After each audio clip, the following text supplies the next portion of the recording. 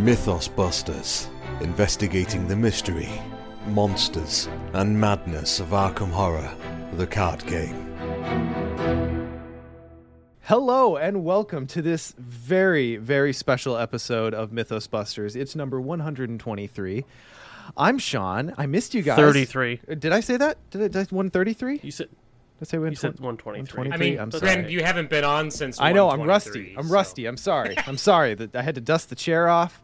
But I am back. I'm so excited. I missed you guys, and I'm so supremely excited for a few reasons. But the first reason that I'm very excited is tonight we have the whole crew plus a little extra. So we've got Nick. Hey, Nick, how's it going? Hello, I'm doing well. How are you? I'm good, thanks. How's it? Like, you excited? Good. Saturday night recording. It's been a while.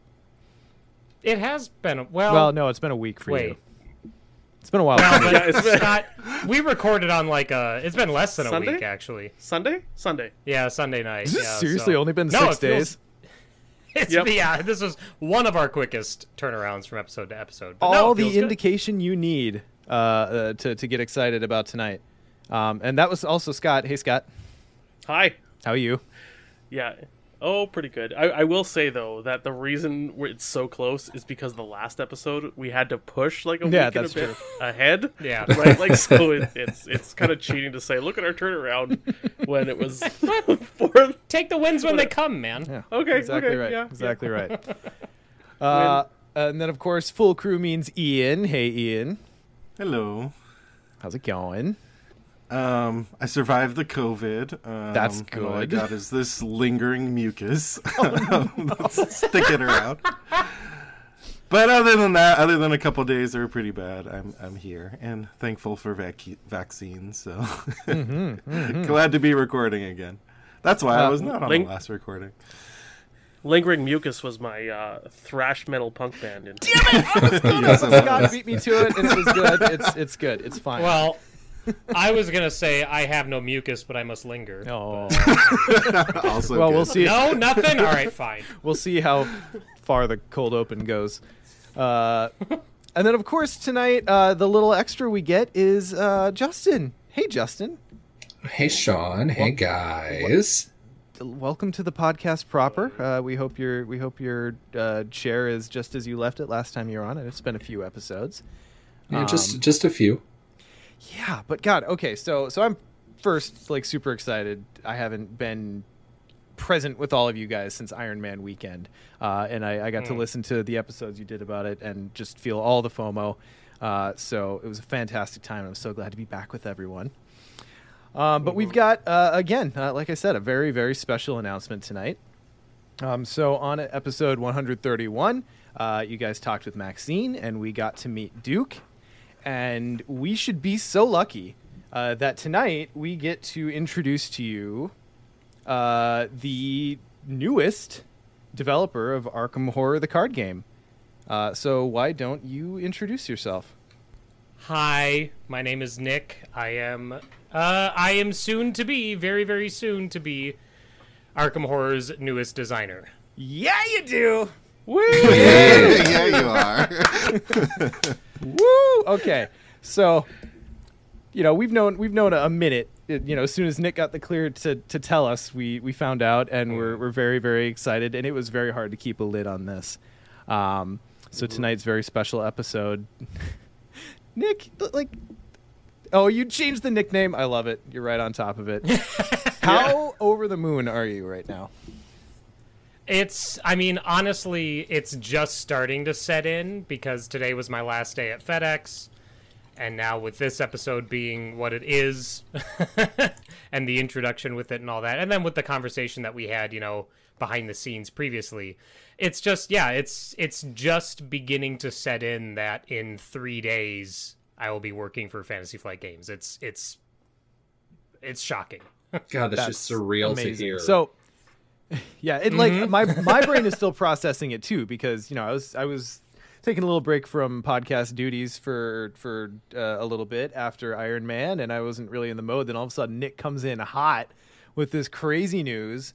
That's so exciting, and I'm immensely proud of you. I know you've been working toward this or something like this for a very long time. So I think I can speak for all of us when I say that we're so happy for you and so proud. And I'll expect dinosaurs in the next Arkham Horror release.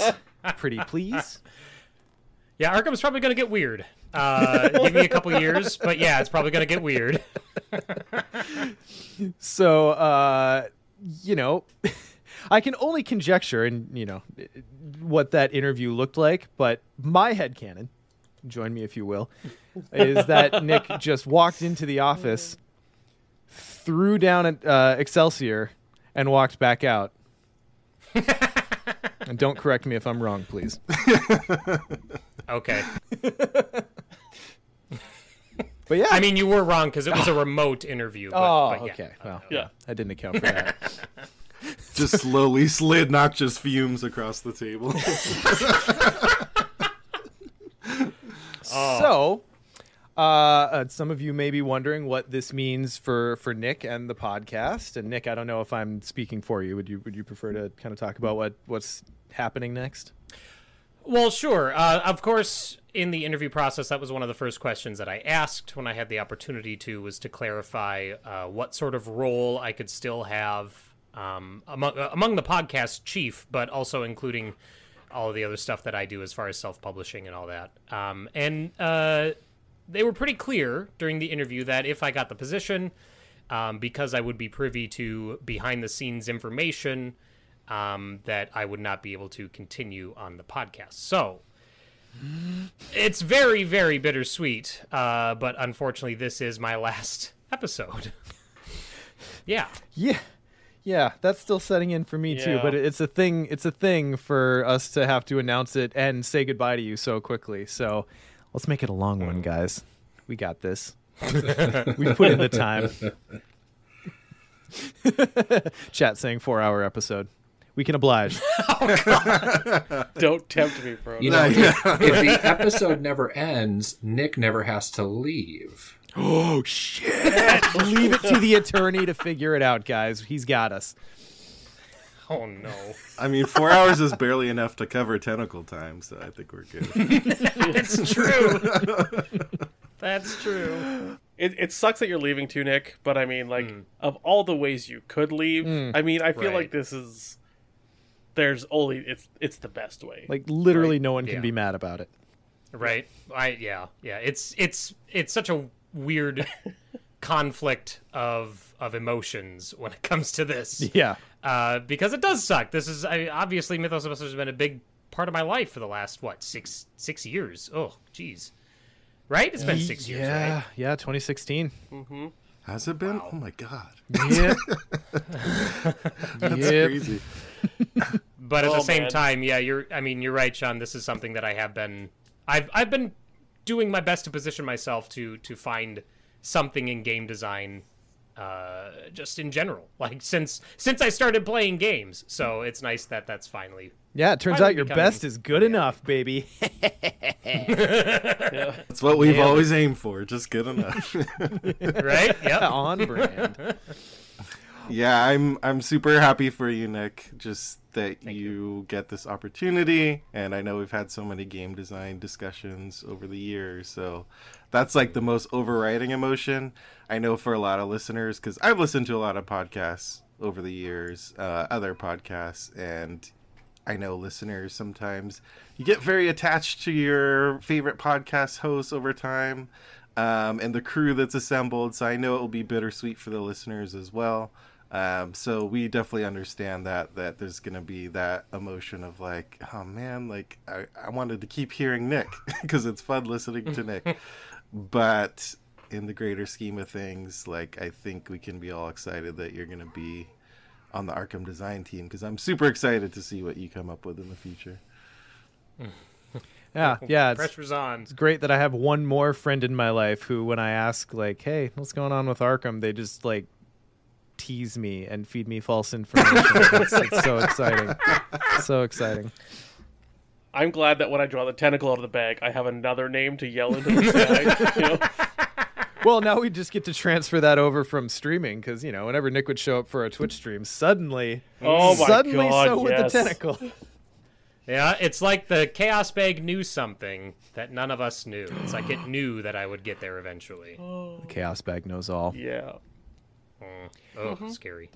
All right, before I try to move us on, speaking over someone again, does anyone else have anything at the top here before we kind of move to the middle section? I just want to shout out to Chad. Yeah. Nick will, of course, be coming back on for special episodes, like Maxine and Duke and everyone else. Like, so not the last you're going to hear from him. Yeah. Right. Yeah, my next, my first guest appearance will be on episode 134, and then my next guest appearance will be 135. I mean, as long as we keep It's supplying... amazing how we got it. Yeah, FFG just kept on giving us cards. I don't know what's happening. Yeah. As long as we keep giving marketing talking points, like, they'll approve it, right? No? Yeah. No? Okay.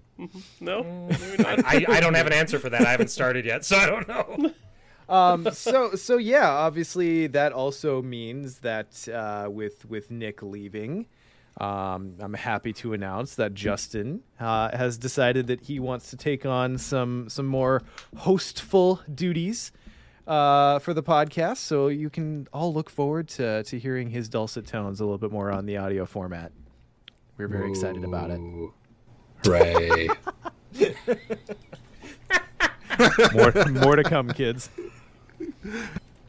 Fantastic. And then, probably this all happened so fast. We have yet to be able to sit down kind of as a group and talk about what exactly it means as Nick leaves to the podcast direction forward. So there might be a few things that we change or clarify or whatever.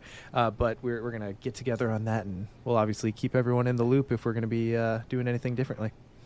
Why are tones always dulcet? Network asking the real questions here. I mean, it's a fun word to say, and it's one of those words that has like one or two contexts, and that's where it is. Well, I feel like dulcet is also a very dulcet word. That's true. Say more about that, Scott. Oh, it feels so sweet. All right. Anyway, sorry. Okay. Made it weird. Moving on. So, we're going to have a show today. We've got some big news to cover.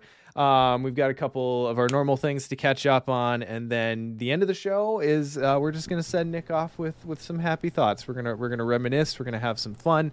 It's just going to be a good old time tonight for Nick's last episode. And then probably we'll finish with Tentacle Time. That feels only appropriate for Nick's final episode if no one else's. So, yeah. So let's do that. So, announcements. It is... oh, no, I was about to say it is still Pride Month, but I missed the window on that by like 48 hours. However... I also haven't changed the logo, and I'm super lazy, so it might just stay Pride Month for half of July. Just saying. Pride year! So, it's not Pride Month anymore. Hashtag deal with it. But it was, and we're probably going to keep our Pride merch up on the store for a little bit of a time. So if anyone was thinking about... going out and purchasing some of our Pride merch, please go out and do that, because of course 100% of the proceeds go to the Trans Lifeline charity. All right, guys, let's see. What do we want to do? Let's check in.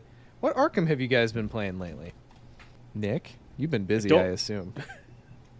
I wish I could say that I was, but our listeners will have heard all of my Arkham updates on the last episode, which I believe was the exact same as the episode prior to that. But as a quick recap, the last Arkham I played, I was doing, because I was so excited for Iron Man, I immediately jumped into Innsmouth with a Tommy deck and an Amanda deck, and I'm currently at, gosh, what's the one after into Devil Reef? I'm currently at Devil Reef.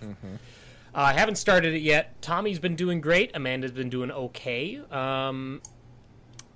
Yeah, Amanda, I had this, and I talked to Scott about this on the last episode, but I had this epiphany with Amanda where I was like, Amanda's a seeker, and she's a skill-based seeker. And the Dream Diary exists. And Min is a skill-based seeker, and the Dream Diary works so amazingly in Min last time I tried it, that I'm going to put it in Amanda. Well, it turns out that because of the timing on the Dream Diary and when you get the card, when you get a little funky. Dream, you only get it every other round, not every round. So I was like, well, that didn't play out exactly like I had hoped. But Otherwise, other than that, yeah, Amanda's doing fine. They're both taking in the thick of it, so they both start with trauma. But Tommy has been able to keep them from gaining more trauma by sniping away all of the deep ones. Mm-hmm. But that's been pretty much it. I really haven't played anything beyond that, unfortunately. So. Did I ever tell you about the campaign I ran with Amanda and the Dream Diary? And it was through Innsmouth, and across from her was Silas. And Silas's weakness was kleptomania. So it was fantastic because throughout the campaign, Silas would just like, I assume, sneak into Amanda's tent and like nick her diary. And then like it's Silas, so then he's got the Dream Diary, and that's also really good in Silas. So I couldn't even be mad about it. God. It was fantastic. Wow. Yeah. It was a good campaign. I won't lie. Scott, sounds like you've been playing stuff. I mean, I did, but I talked about it 6 days ago. Okay, fair enough. This is what happens when I miss. I think if I played, I know. I'm trying to think of anything I've played since then.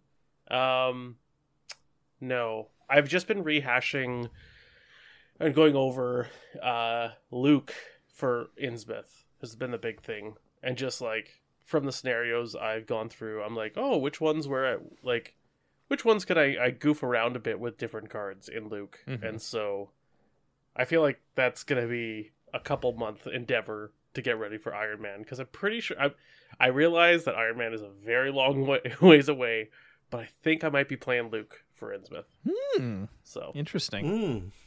Yeah. just break the back of oh god, what's the car one called? All gas, no brakes. Horror and high That's gear. the one, Horror and High Gear. Yeah. Yeah. Well, you know when Bane is fighting Batman and he lifts him up and then just like knees him across the back and like basically breaks his back. Mm-hmm. I feel like that's me doing that to Innsmouth with Luke. You know, that's what I want. Mm-hmm. It's just Innsmouth to fall into a crumpled pile on the ground in front of me. So It is a little bit of a bold move though, because you only get to do Luke and Iron Man once. I know, but I feel like Innsmouth, I mean, it might be the one to do. I mean, There's some big maps in there, yeah. That would help a lot with Devil Reef to have just like Luke with open gates. Just yeah, I could see that. I could see that. Well, cool. Okay, so like I have to get in on this too. So I actually, I'll talk about this maybe more in Tentacle time. But after we played our campaign of Marvel Champions during Iron Man weekend, I had like a renaissance with that game. I ended up buying a bunch of the expansions that I had slept on and just playing a ton of that game. And I kind of had Arkham on Ice for probably a solid like 3 or 4 weeks. But recently picked it back up, and I've decided that I kind of want to try out. I want to try to get good at solo, guys. I always avoid it because it makes me angry sometimes.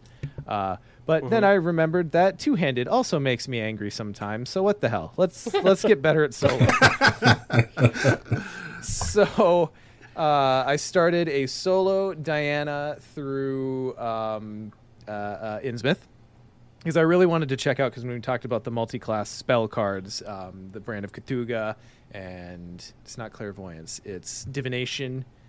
Those ones, I posited that they would be very good Diana cards, because you can use her normal stats with them in the early game, and then when she's got high willpower, you can just switch to willpower on those same cards, and they only become better. It turns out I was exactly right. It's been very, very fun. With minimal XP, she was able to just load up on 2 copies of Brand, 2 copies of Divination, and a copy of Blur, and that campaign has just been a blast. I got murdered really hard in Pit of Despair. This is my first time solo. I'd come to understand that that's a pretty common experience. Yeah, it can be. Yep. Okay. Did a lot better in Vanishing. I got like the half accusation right. And then I'm currently in the middle of Devil Reef, which I always assumed would be terrible in solo because of how much ground you have to cover. But oh my god, you have so much ground to cover in solo. It is insane. Yeah. And if like the keys and the locations come out in anything but the most optimal way, like I will feel lucky if I get one of the artifacts on this run. Oh. Yeah. Yeah, it's Innsmouth. Innsmouth does not lend itself well, I think, to solo play if your goal is to get every single key and every single flashback and all that stuff. Like it's not going to happen. I think that's just something you need to accept. Yeah.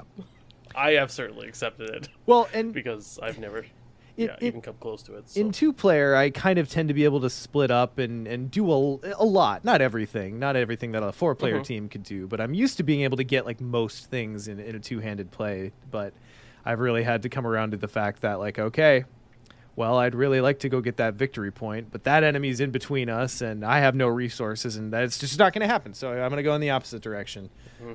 And I guess those are the sad decisions you have to make in true solo sometimes. Sometimes the real victory point is not dying. That's the ultimate victory point. Yeah. The real friends were the ones we deeped along the way. Oh boy. Yep. Ian, how about you? That took a turn. Well, I haven't been playing a ton of Arkham because I was a little bit sick. I did dabble in some Marvel similar to you, Sean, so we'll talk later. But one of the things I really enjoy about recording is because it often inspires me to brush the dust off Arkham and play some. So I did start up a new Edge campaign with what I have pronounced to be my least favorite rogue, Preston. I realize it's been a while since I played solo Preston. And I was like, okay, fine, I'll give it another try. There's been more cards released. I decided to put him in solo Edge because the thought of... I realized that dropping a lone millionaire into the icy wilderness is my fetish. So, wow, seems good to me. If he dies, I mean, it's just all win-win, right? Freeze the rich. Yes, exactly. That's the hashtag for my campaign. So I was building it, and so far, I didn't actually notice a ton of new cards that I brought in compared to the past. But at the same time, I did a lot better this time around. I don't know if it was the difference in campaign. Like, last time around, I was playing solo TCU, which is maybe not the best place for Preston, with all those willpower tests and treacheries that stay around in your area. First couple of scenarios of Edge, he was blazing through. I think one card that I didn't have access to last time around that I've gotten a ton of work on is Mariner's Compass. So that really has solved a lot of the clue issues for me, and so I think that's what slowed me down with solo Preston. Not so much the fighting, because like Fire Axe just does its thing, just kills everything. But it was more so the clues. But now with Mariner's Compass, like I was just like wasting very little time getting clues. So I'm excited to see where the rest of the campaign goes, and I think solo Preston is in a better place than he was, but again, it's the deck list isn't really that different. Maybe when it comes to XP, so if anyone has any hot Preston cards in terms of XP, let me know. I mean, I have thoughts, but I guess I don't know. Preston's weird. First of all, did you in the thick of it? Yeah, I did in the thick. Okay. Of it. Again, because if he dies, it's not a big deal. Yeah. And what, like, so I don't know. Preston's kind of hard to get going. I feel like standalone Preston's an easier entity to wrap your head around. But have you considered Streetwise? Like, I know that seems trite because that was the go-to card back in the day, but even level 0 Streetwise in Preston, I think, is worth looking at. I do indeed have level 0 Streetwise. And see, you guys fucking laughed. Upgrade. Yeah. I laugh because he's like, does anyone have any deck building tips? And you're like, have you considered one of the best rogue cards in the game? That came out in Dunwich. Yeah. Okay, to be fair, when was the last time you considered Streetwise? Not at level. You're right. Not at level 0. Yeah. Ian, I was gonna say, I would love to give you some Preston thoughts for deck building because I played him through a full campaign's worth of scenarios. The problem was I didn't earn any experience out of those scenarios. So. That puts a cramp in it. Yeah, a little bit. Yeah, Favor of the Sun. Oh shoot, what's the Survivor Covenant? It's not Blessed Covenant. Is it Ancient Covenant? Ancient Covenant. Okay, yeah. Yeah, Favor of the Sun, Ancient Covenant with some blessed stuff probably wouldn't be terrible, but I imagine you'd have to have accounted for that in your level 0 build. So yeah, I don't know. Okay, so this is my favorite Preston build is one where he actually plays a red gloved man and then tries to get extra actions however possible to stretch your red gloved man turns into insane turns. But obviously that requires at least 10 XP to get rolling. So I don't know what. I don't know. It's tough. That one almost always requires support to get rolling. Ian, are you running Sharon's oboe as well?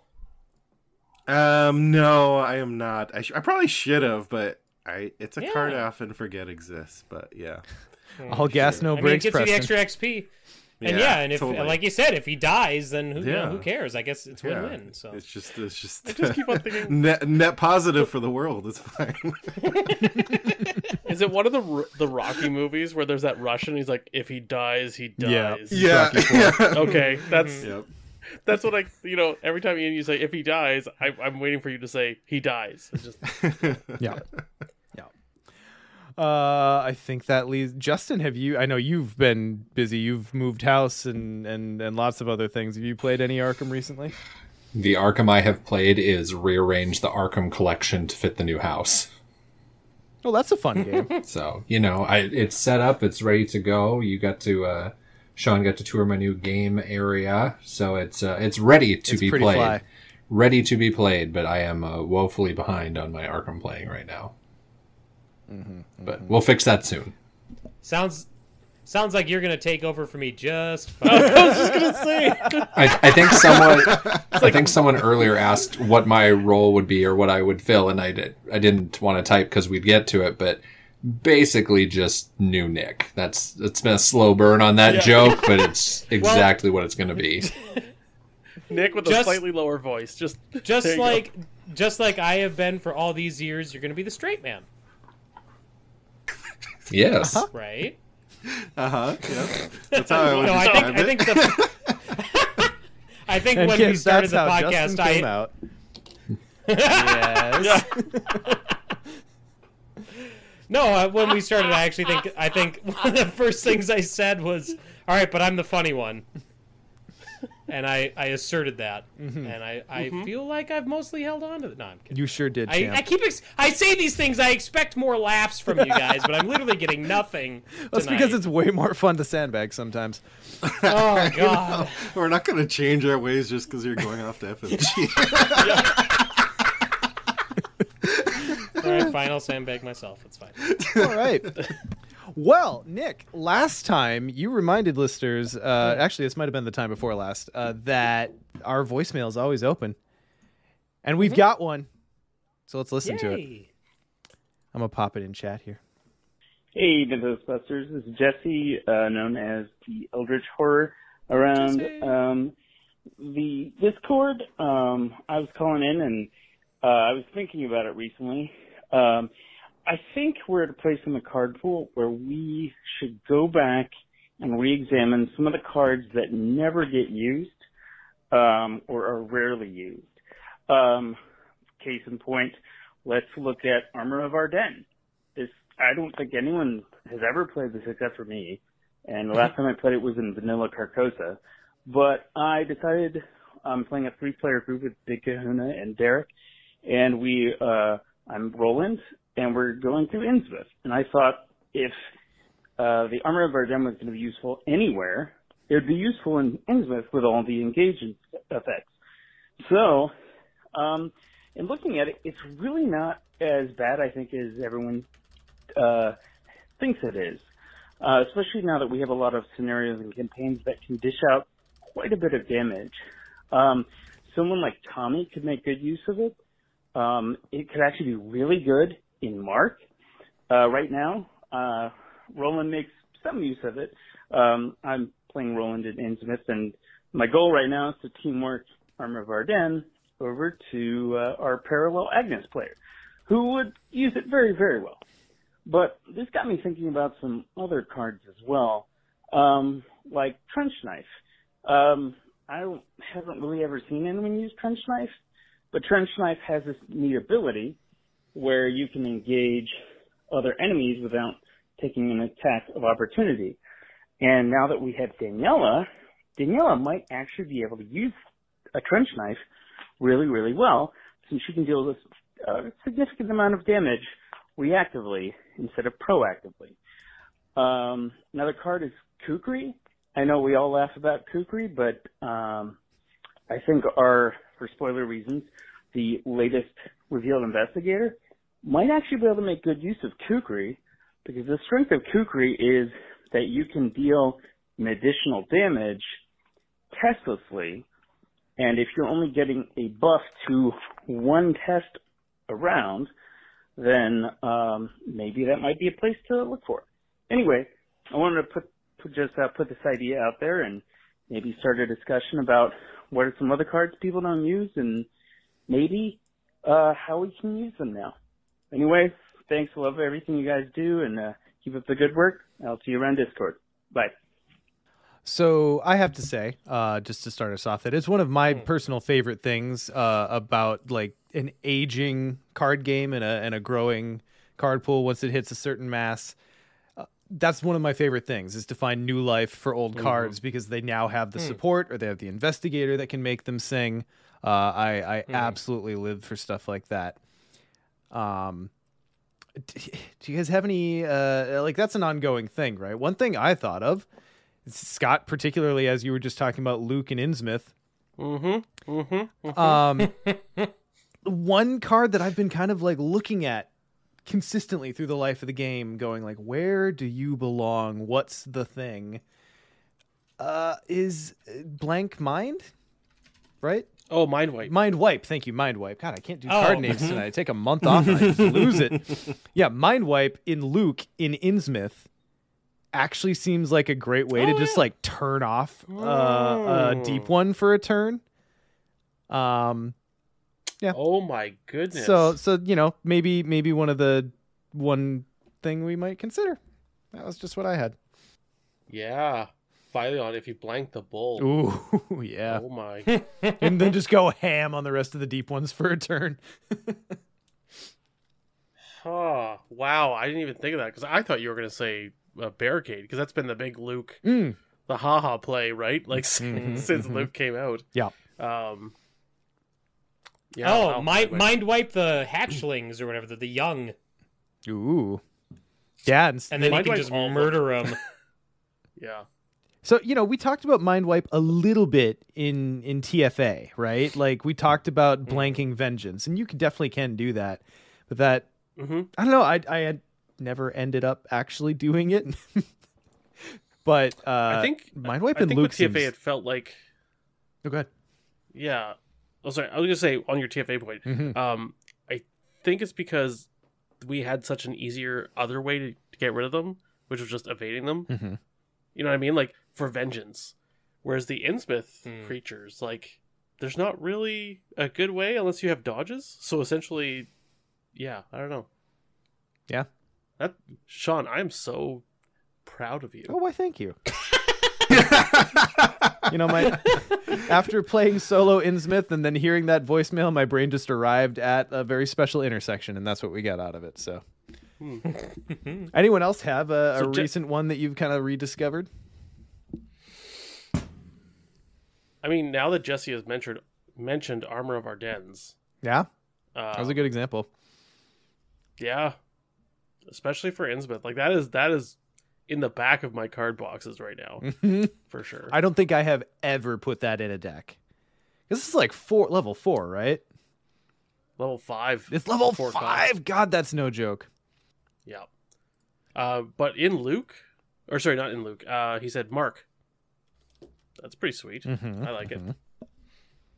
But yeah, It is. It's just such an investment. yeah.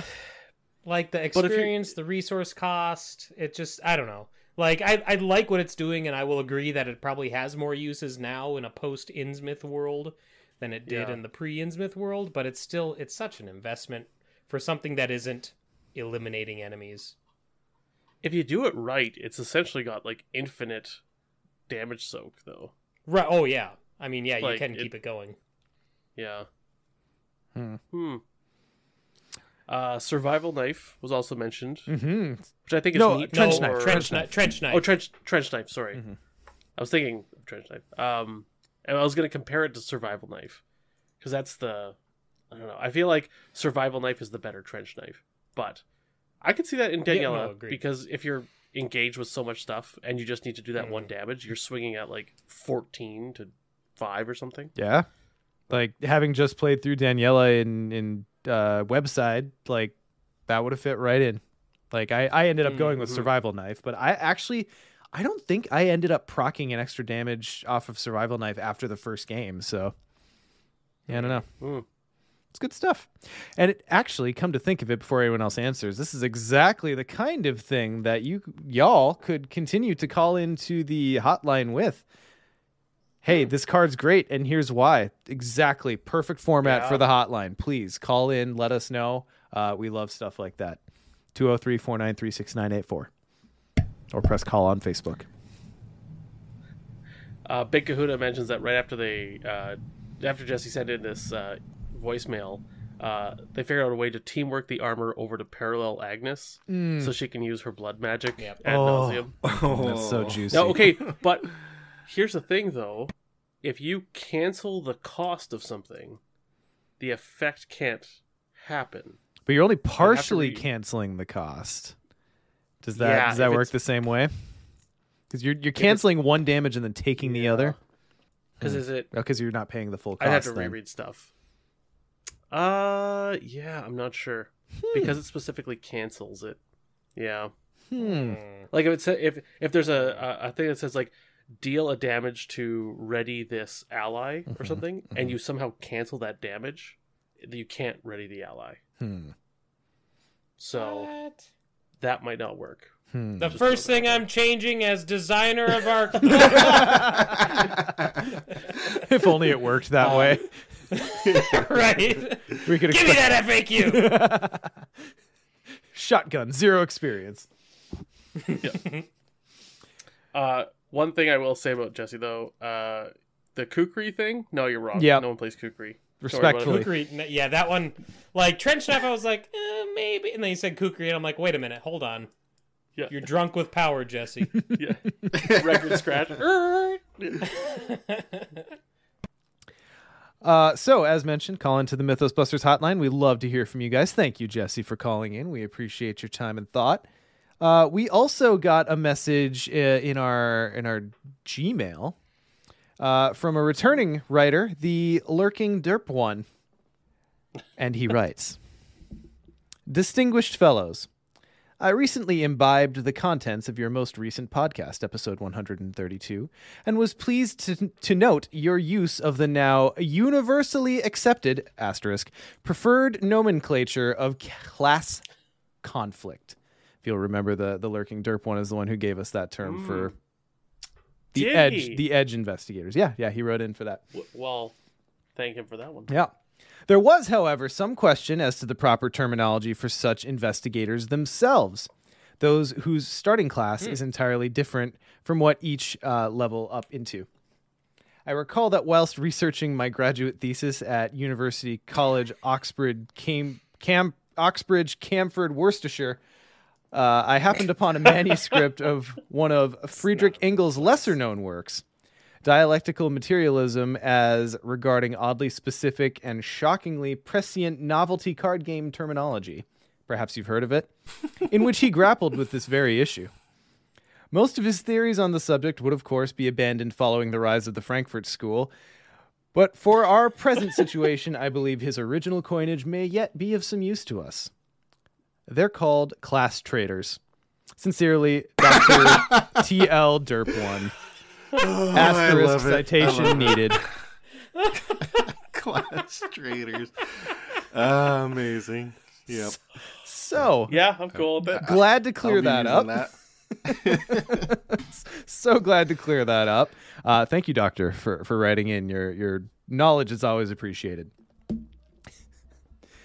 Okay. As long as Go ahead. as long as it So I'm dying for the meme that Baker would have. Yeah, I know. Yeah. Oh no, I wasn't looking. What do we got? What do we got? Class Trainers is good too, but that meme came out at the exact same time, so I was actually laughing at the meme.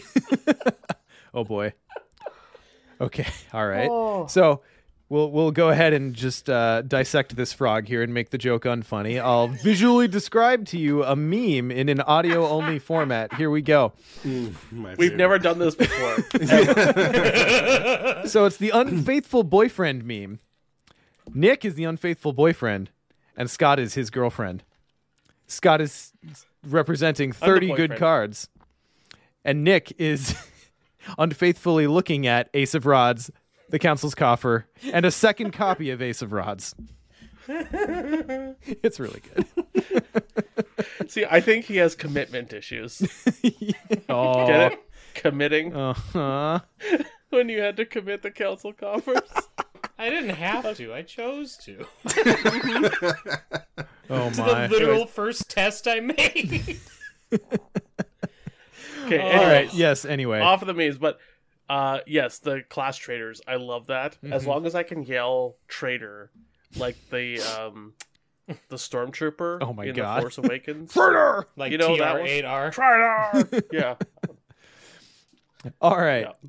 So, guys, we love hearing from you. Thanks, everyone, for calling and writing in. It's great. It's great. Everyone, feel free to reach out to us. We love hearing from the community. It's great to have other voices on here. Speaking of, Ian, what's going on with our patrons? All right, so special thanks to our board members. That's Chris B, Chris H, Chris M, Chris U, our conglomeration of Chris's, Morton, Jared, Ian, Kyle, Philip, Patrick, Bilio, Jesse, Chad, and Robert. Thanks so much for your huge support of the podcast. And we do have a special shout out to a random Patreon this time around, and that goes to Ray Taylor. Thanks, Ray, for your support as well.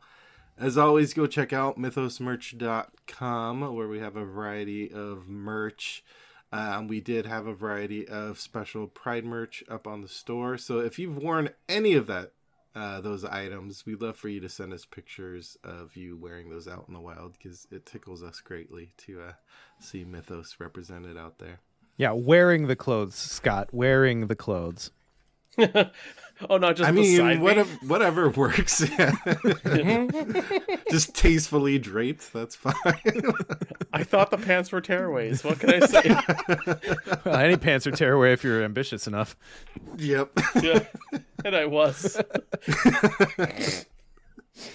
Oh, fantastic. Okay.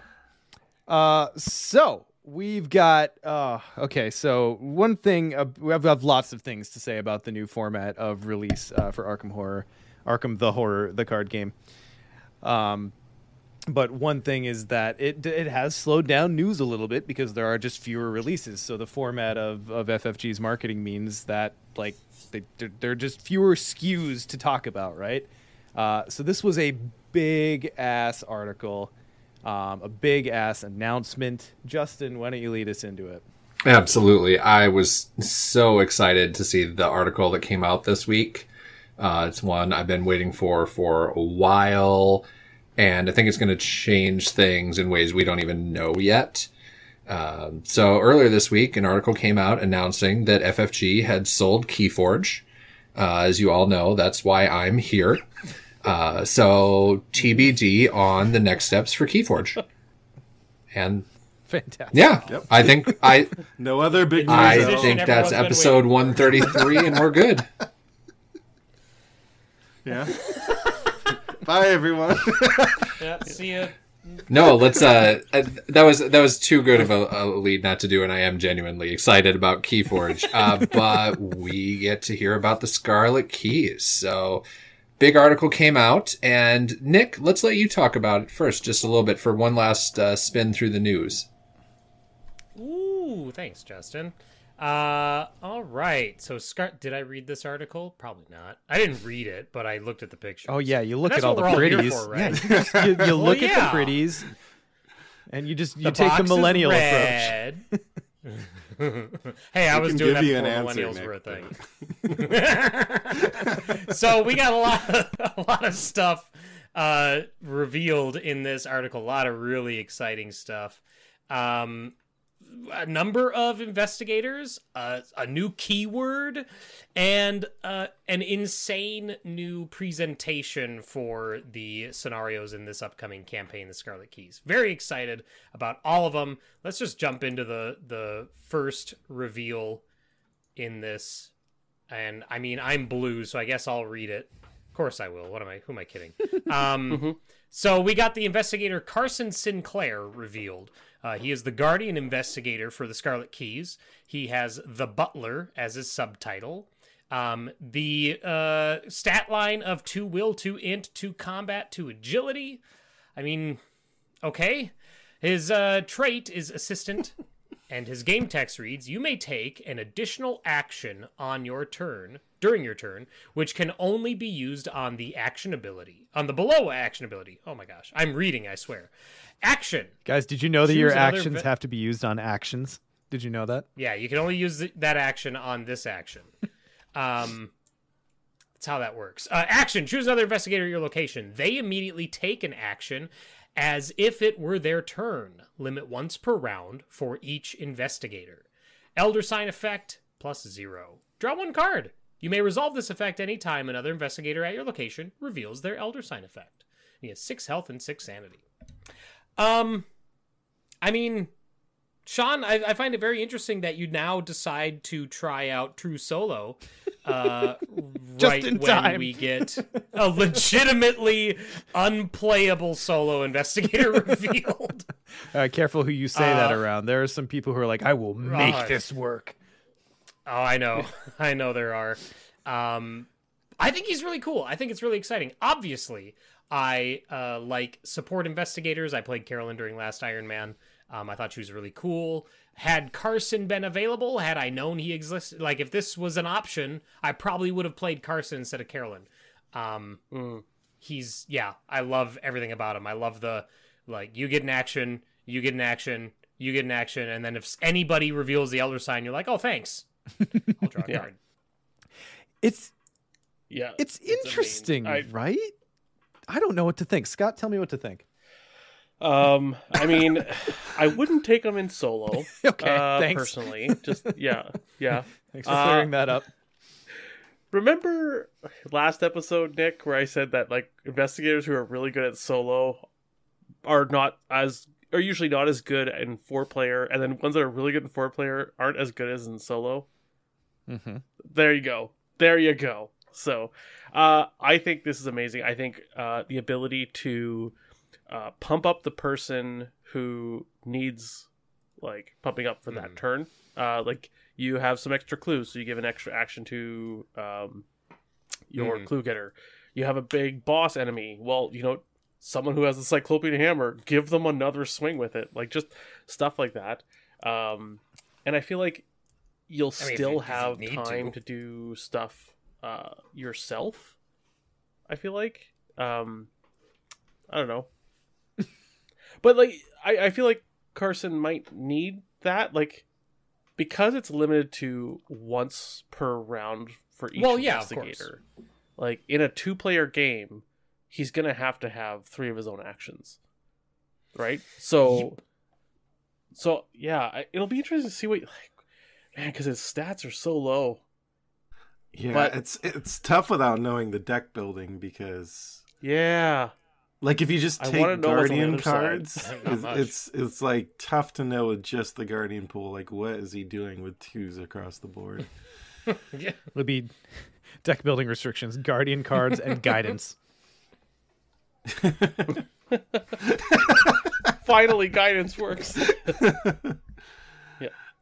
Yeah. I do wonder, like, how much. It's all speculation right now until we know more, but like, how much are you just playing pure support versus actually doing stuff yourself, like you're mentioning, Scott? I don't know. It's hard to say right now, but I think the only cards you're putting in him that aren't specifically built to assist other investigators are cards that let you do things without testing, like Scene of the Crime and Mano a Mano and stuff like that. Like, I think if you're testing as Carson, you're playing incorrectly. Yeah. And I'm gonna just say I do see him with 2 copies of Safeguard all the time. because it's just that butler just Yes. walking behind somebody, right? Like, Yeah. Because if he's alone at a location, his text is blank. He's got nothing. Yeah. You're just a bag of twos. So yeah. So I look at this dude. Wow. Sorry, that was a slow burn. I look at this dude, and he's not far from Lola stat wise, except that twos aren't as high as threes. Lola's got a pretty intense. Mythos. Yeah, she's got a pretty intense restrictor on the way she gets to play any given turn, with her rolls.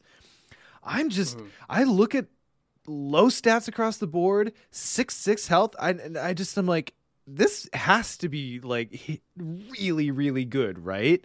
Because they hit him with some low numbers. So I don't know. I guess I'm gonna have to see it in practice. Maybe it's his deck building, but I feel like maybe in practice this will become more clear why he needed to be chopped down a little bit for his own stats. Yeah. Yeah. And Network says in chat he's twice as good as Preston. So there you go. Yeah, I do love that he's Preston. I feel like when Preston came out, it was more immediately obvious, like, oh, he gets a bunch of money, like, you can pay to do stuff in Rogue. Obviously, I see where they're going with Carson. It's pretty clear. It's just a little bit harder to immediately evaluate, I feel like. Yeah. But he can also take something worth fighting for and the other horror soak. So he can just walk around as just taking the hits that you take and giving you actions. He's walking around in a giant armored bunny suit, taking up all the hits from the monsters. Do you think Carson gains the vehicle keyword if Preston is in play? Like Preston is just riding around on his shoulders. Carson, bring the car around. Oh yeah, and then Tetsuo, says Will Povey in chat. Oh, Tetsuo's good. Oh man, that's good. Yeah, I'm seeing where this is shaping up now. Oh man. Yeah. Oh man, support. Interesting. Brother X. Well, we should probably complete the cards we have for him as we wrap this up. Oh yeah. As you wish, Sean. Haha. As You Wish is his signature skill card. It has 3 wild icons. Gee, I take 3 weeks off and I just don't even know what this game is anymore. Practiced and expert traded. Carson Sinclair deck only. Commit only to a skill test being performed by another investigator. If this test succeeds, the performing investigator draws 1 card. If this test fails, you draw 1 card. Weird. Okay, so it's a good card. It seems it's a little light for a signature card though. Just a one-off skill. Practice. I mean, do you think he can take practice makes? If he can take practice makes perfect, then that makes it better automatically. Yeah. It's too bad that we have another investigator who basically has 3 copies of this in her deck, but she can play them on herself. Like, you're right. This does feel weak. Though to be fair, Nick, because we literally have neither rain nor shine. To be fair, you bring up a good point. Maybe he does get more than 1 copy. Maybe that's a thing, right? Oh. Could be. It's happened before. I mean, maybe. As you so astutely point out. I mean, okay, if it is, then then I'll happily eat my words. Yeah, the article calls it a I will eat my signature words. asset. Also, Whoopsie. that's funny. Whoopsie doodle. So obviously we can't believe the article. And then Ian, you want to round it out with his weakness? Yep. Selfless to a fault is a weakness. Treachery weakness. Flaw trait. Revelation. Put selfless to a fault into play in your threat area.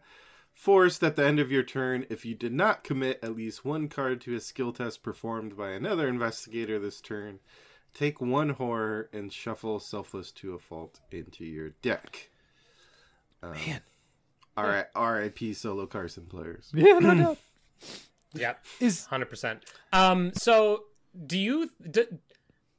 does Carson make leadership yes. better? Yes.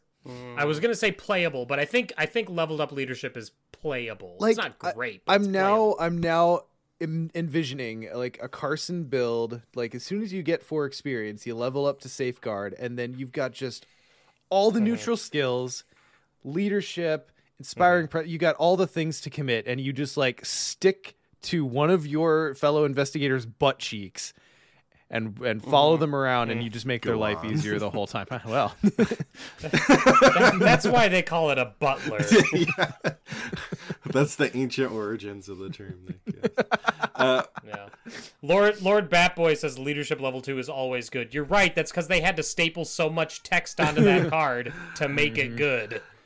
Yeah, I think the SIG asset and the weakness definitely are pointing to like that Carson is gonna be like committing cards. So I do wonder maybe like with his low stat line, maybe turn it into a positive and you run the desperate skills too, because you should be able to get to those pretty easily with that. I mean, low in the stat thick of line. it, gets you pretty close. It does. Yeah. Well, and you know what? Like, if are the desperate skills, it's only to a skill you're taking. A skill test you're No, I taking? don't think so. I'm I just think double- you have So to have. he could. You have to No, be you low. can- So commit Carson it to gets others. low, and then you Oh. can commit it to the person Oh people you're my. following around. Yeah. Oh my goodness. Okay. All right. I'm seeing Dibs, it. Carson. It's coming together, guys. My goodness. Oh my goodness! I can't wait to play this. Yeah, he's going to be fun. Okay. Well, as exciting as that is, I'm even more excited to talk about the new mechanic that we get to build on here. Scott, I think we're to you. For Hunter's Armor. Sure. I believe so. All right, so Hunter's Armor is a 4-cost Guardian asset, level 0. Has a willpower icon, item and armor traded. Customizable is the new, what do we call it? Special word? Keyword? Thank you. It has a soak of 2 health, 2 sanity, and takes up the body slot. Seems okay, I guess. So I that don't know. keyword clearly is doing a ton of work. What work? Oh, is it? Boy, is it But what work loaded. is it doing? Yeah, look at how much flavor Well, text it- is on this thing now. Has there ever been a game where a keyword has necessitated an entire second card? Double-sided cards in Magic. That's not... No, that's... Yeah, because you need the... No, that's the same card. It's the same card. No. The double-sided cards, and then you need the one with the little thing for tournament play. You can't put the double-sided card in your deck. You need the little fill-out card. Okay. Anyways, that's all I can think of. Also, Big Kahuna saying bonded. Oh, yeah. You're right. Bonded literally is that. that is that mechanic, yes. What game's that from? Okay, so explaining the customizable keyword here. So that means that there is a matching... I mean, what's that other card called? The customizable card? The upgrade card? Upgrade. It says card. upgrades at the bottom. That has a series of abilities that you can add to the card for a certain amount of XP. Is that fair to say? Yes. Yeah, I So- don't think we know exactly how it works, but we can. There's tick boxes next to each of these. Yeah, that has to be what it is. So, like, Justin, you want to run through the other card for Hunter's Armor, the upgrade card, and see what the options are? So, a lot of text here. Bear with me. It's all text and checkboxes. Hunter's Armor, one checkbox. Enchanted. Hunter's Armor gains the Relic trait and takes up an Arcane slot instead of a body slot. Next option, 2 checkboxes. Protective Runes. Hunter's Armor may be assigned damage and or horror dealt to other investigators at your location. Next option, 2 checkboxes. Durable. Hunter's Armor gets +2 health. Next option, 2 checkboxes again. Hallowed. Hunter's Armor gets +2 sanity. Next option, 2 checkboxes. Lightweight. Hunter's Armor gets -1 cost, and playing it does not provoke attacks of opportunity. Then we get into the big boys here. 3 checkboxes. Hex Drinker. After 1 or more damage or horror is assigned to Hunter's Armor from a treachery effect, you may exhaust it to draw 1 card. And then 3 checkboxes again. Armor of Thorns. After 1 or more damage or horror is assigned to Hunter's Armor from an enemy attack, you may exhaust it to deal 1 damage to that enemy. Wow. So, fast track to lightweight, right? I mean, Like, that's first get every for time. this card in right? particular, it seems pretty okay. But I think that also depends on what else you power it up with. Like if you're taking Hex Drinker, for instance, if you're taking Hex Drinker, well, yeah, I don't know. Hex Drinker's from a treachery, though, so That's true. Well, and playing like lightweight. The fact that you can hang on to it until you need it, like you can hang on to it and then throw it down when an enemy pops up. I don't know why that's better or not. Well, yeah. But it just seems good. -1 cost and and Sean, if you're thinking that the one you could like play it, it takes attack of opportunity, you can put the damage on it. The attack of opportunity would hit you before this is out. Yeah, If that's, this is what you're playing. That's less where I was going, and I was thinking Oh, like okay. if you want this to draw you cards, like getting it out early seems better, but still you'd be able to normally to anticipate taking damage, so that fell apart quickly. But you know, this is interesting. So I'm of two minds. Yeah. I really like the idea of like skill trees or gem slots, maybe is the better analogy, on cool items. I am also a little bit, I don't know, this is weird. Maybe I'll change my mind when they actually hit my hand, but in like the tactile medium of a card game, it feels weird to me that the text that operates the card is not on the card itself. Anyone else in that direction? I mean, that's what. Yeah. So I summed this up in our patron channel a couple days when this was revealed, and I said customizable is everything I didn't know I wanted in a card game where you spend experience to upgrade your deck. I just wish it was presented in a cleaner way. Like, this is probably the cleanest way that you could do it, and this is a pretty elegant solution. But it's still, I totally agree with you, Sean. It's still like the fact that I have to have a reference. Yeah. You know, I don't know. I think in it's order to amazing. play this card. It's like playing with the Tengwar Lord of the Rings cards, and you need the translation right next to you so you know what That they reference say. was for me and like one other person in our audience, so thank you for that. So I just want to point out something in chat too that CYO Antomarkov Nakatov. Sorry, I screwed up your name, but you know what I'm talking about. CYO. MJ has said that they'll have copies of these cards for printing on the FFG site, Okay.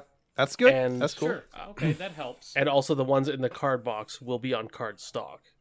But you'll be able to print out, I guess, copies of this, so you can use a hole punch or whatever. And this is gonna be the sort of thing where like lots of people come up with creative solutions, right? Like I'm not speaking for anyone here, but I can only imagine that like Arkham cards will have this integrated with upgrading, right? Or you know, maybe Arkham team. You know, I am promising work that other people have to do, so I'm gonna stop now. But I'm sure there will be interesting solutions. Yeah, like this community is amazing. Like anytime weird stuff comes up in Arkham, which is pretty much every time there's a new release, like this community will rise to the challenge and figure out how to make it work. So yeah, I have no doubts about that. I love this customizable keyword. I get people's hesitations either for the reference factor or like obviously very few people are going to actually mark up their cards because that's just that's sacrilege. Heresy. Yeah. But leaving aside that, it's just such a cool you mentioned, Sean, like the idea of like a XP tree kind of, or an upgrade tree. It's really cool to apply to a card game. I think in a lot of cases, like how often do you read your cards anyway? You just kind of know what they do after a while, and very very few times do you actually go back and read the cards, which is actually a problem sometimes. And even then, not completely. So yeah, you're right. Yeah. Even then, I mostly assume I know what they mean. It's just one of those things. Like even though the implementation is necessarily a little weird, like I can live with that. Just to have this kind of thing in the game. I guess my bigger questions, which we don't have to go into now, because maybe when we actually do card reviews for these, but is just thinking about like how much XP do you sink into these things? Because like if you really want to upgrade a lot of these, that's a lot of XP devoted to one card, or let's say you have a couple copies or however it works. Versus usually you're spreading that XP out among a few cards in your deck. And we've talked before in other situations about that whole philosophy of like whether you devote XP to one or two cards that you might not see or spread it out. So that's more so my question right now, but that's not a bad question. That's just a deck building question, really.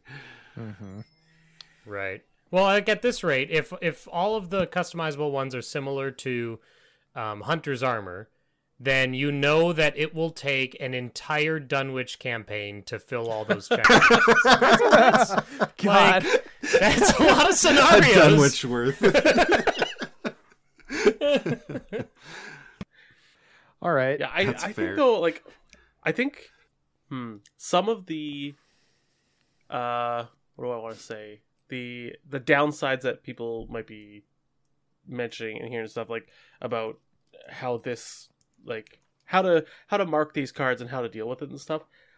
I feel like once you upgrade it a little bit, you'll kind of know what the card does. Like, how often do you need to read certain cards in your deck once you've gotten used to them?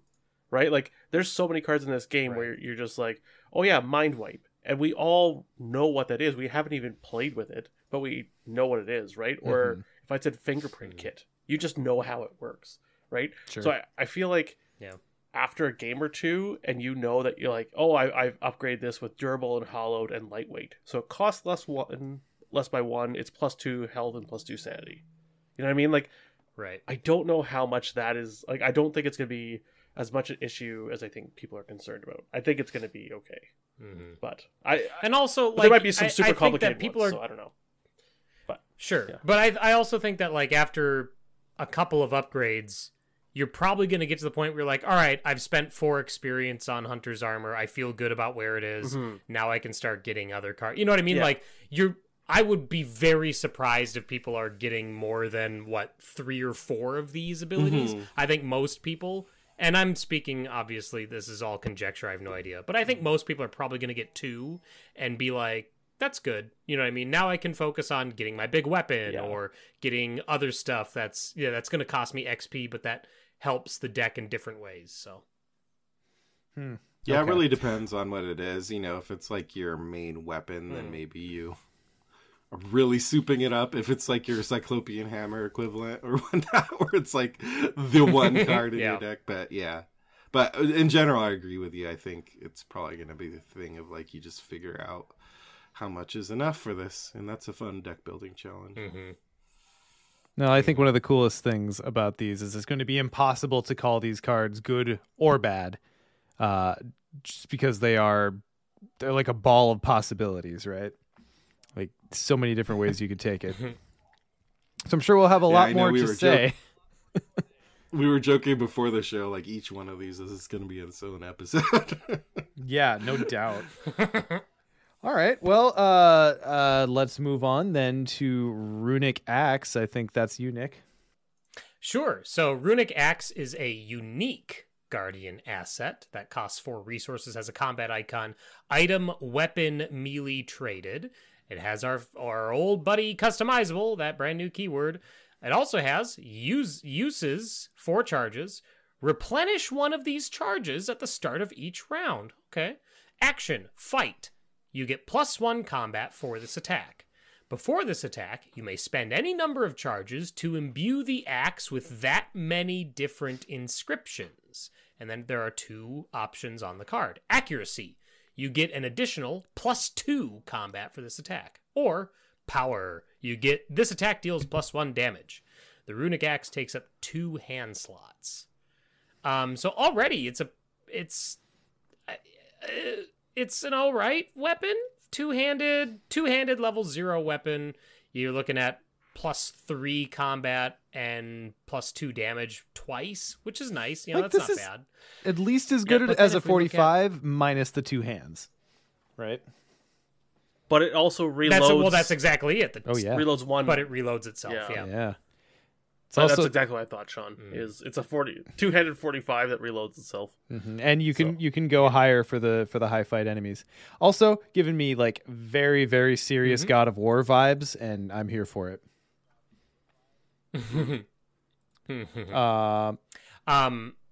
But it's customizable though. It so sure is. We need to go over that. that juicy customizable. All right, so the upgrade Shall I card. read the paragraphs of text? Yeah. So Runic Axe can get Heirloom. This asset is -1 cost and gains Relic. Inscription of Glory. Add the inscription Glory, so you can use one of the charges on this. If this attack defeats an enemy, choose one. Draw a card, heal a damage, or heal a horror. That's pretty righteous. Yeah. Inscription of the Elders. Add this inscription, so you can use a charge on if this attack succeeds by an amount equal to or greater than your location's shroud. Discover a clue at your location. Holy cow, solo players. That's pretty wow. solid. That's pretty solid Kill right them there. rats. Inscription of There's the Hunt. a clue in this rat. Sorry. it ate it. Add this inscription Hunt. Immediately move to a connecting location or engage an enemy at your location. Nice little extra action there. Like, there's so many different ways to pull an action out of this. Inscription of Fury. If this attack is successful, in addition to its standard damage, deal 1 damage to each other enemy engaged with you. And then you got the big ones. Each of those was just a single checkbox, and I assume that means something to XP if it's not 1-1. But the big ones here are 3 apiece. We've got Ancient Power.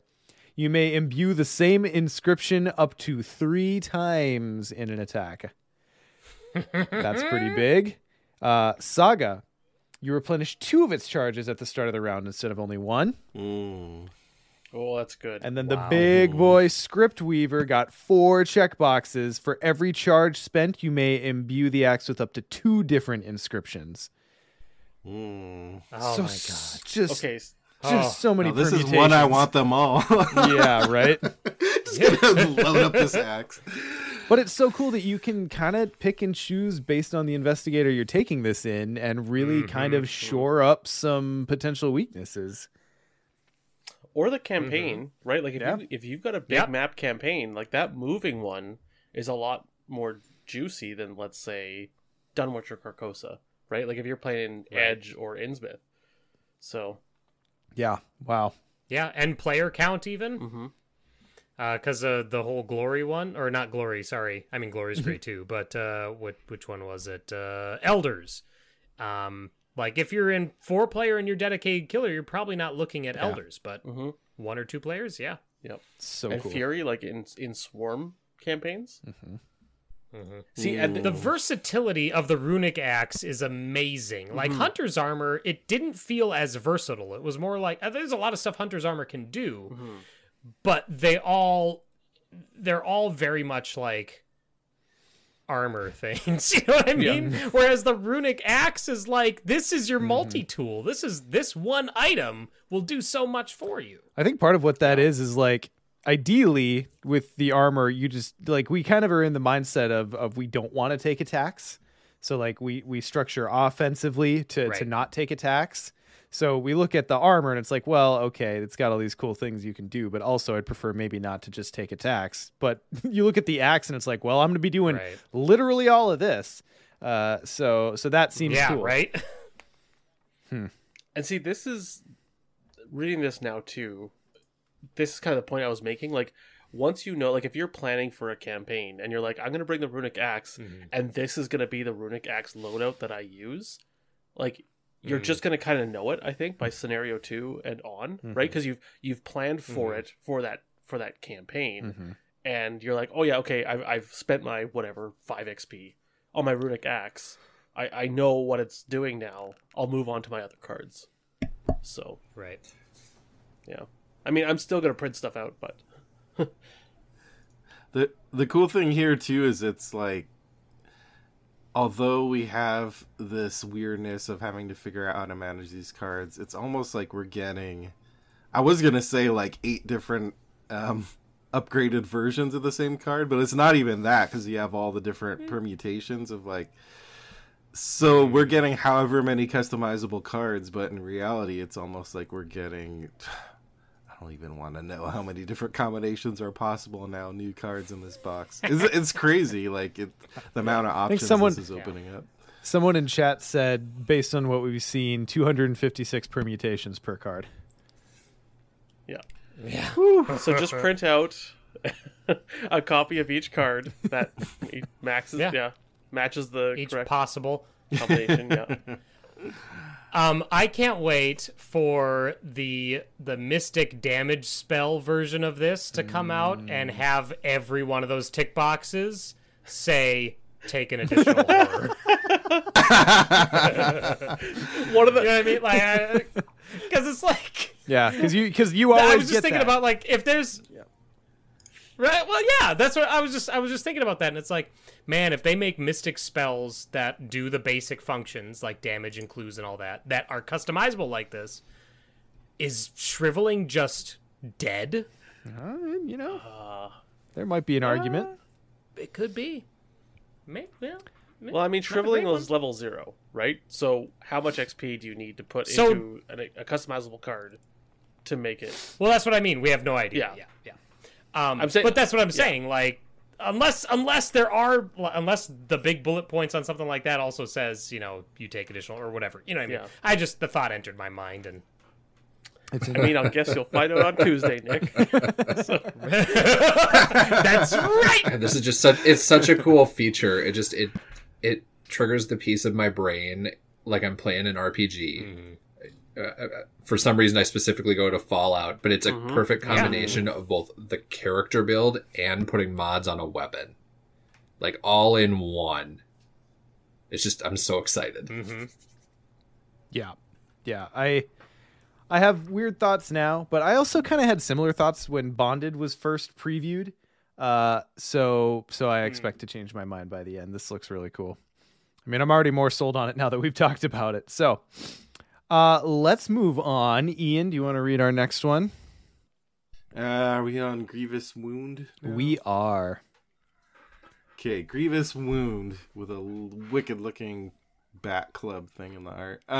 Grievous Wound is 1 cost, level 0 event, 2 combat icons, tactic traded. Fast, play after you successfully attack a non-elite enemy using a melee asset. Attach Grievous Wound to the attacked enemy. Forced, at the end of the round, deal 1 damage to attached enemy. This is gonna hurt. I like it. I like it. Yeah, this is awesome. The flavor text should have been Kenobi, but otherwise it's great. I love that. Yeah, it's interesting. It's level 0, it's fast, it's 1 cost, doesn't cost much. Right. So Only so melee if this weapon. doesn't And it's delayed damage, but it's Yeah, continuous. so if this doesn't kill the enemy, do you like have a plan for evading it or otherwise not getting attacked during the enemy phase? Well, or like this is that to worth me the damage? feels like a multiplayer. This to me feels like a multiplayer, like scenario 1 and 2 card, but you probably upgrade out of this. You know what I mean? Yeah, Maka in chat says you Cyclopean hammer it away, and I would posit I'd go even farther than that. Have your survivor set down a snare trap and then bash the enemy into it with the Cyclopean hammer with the Grievous Wound so that it can sit there and think about what it's done for a couple turns. How big is It this bleeds enemy?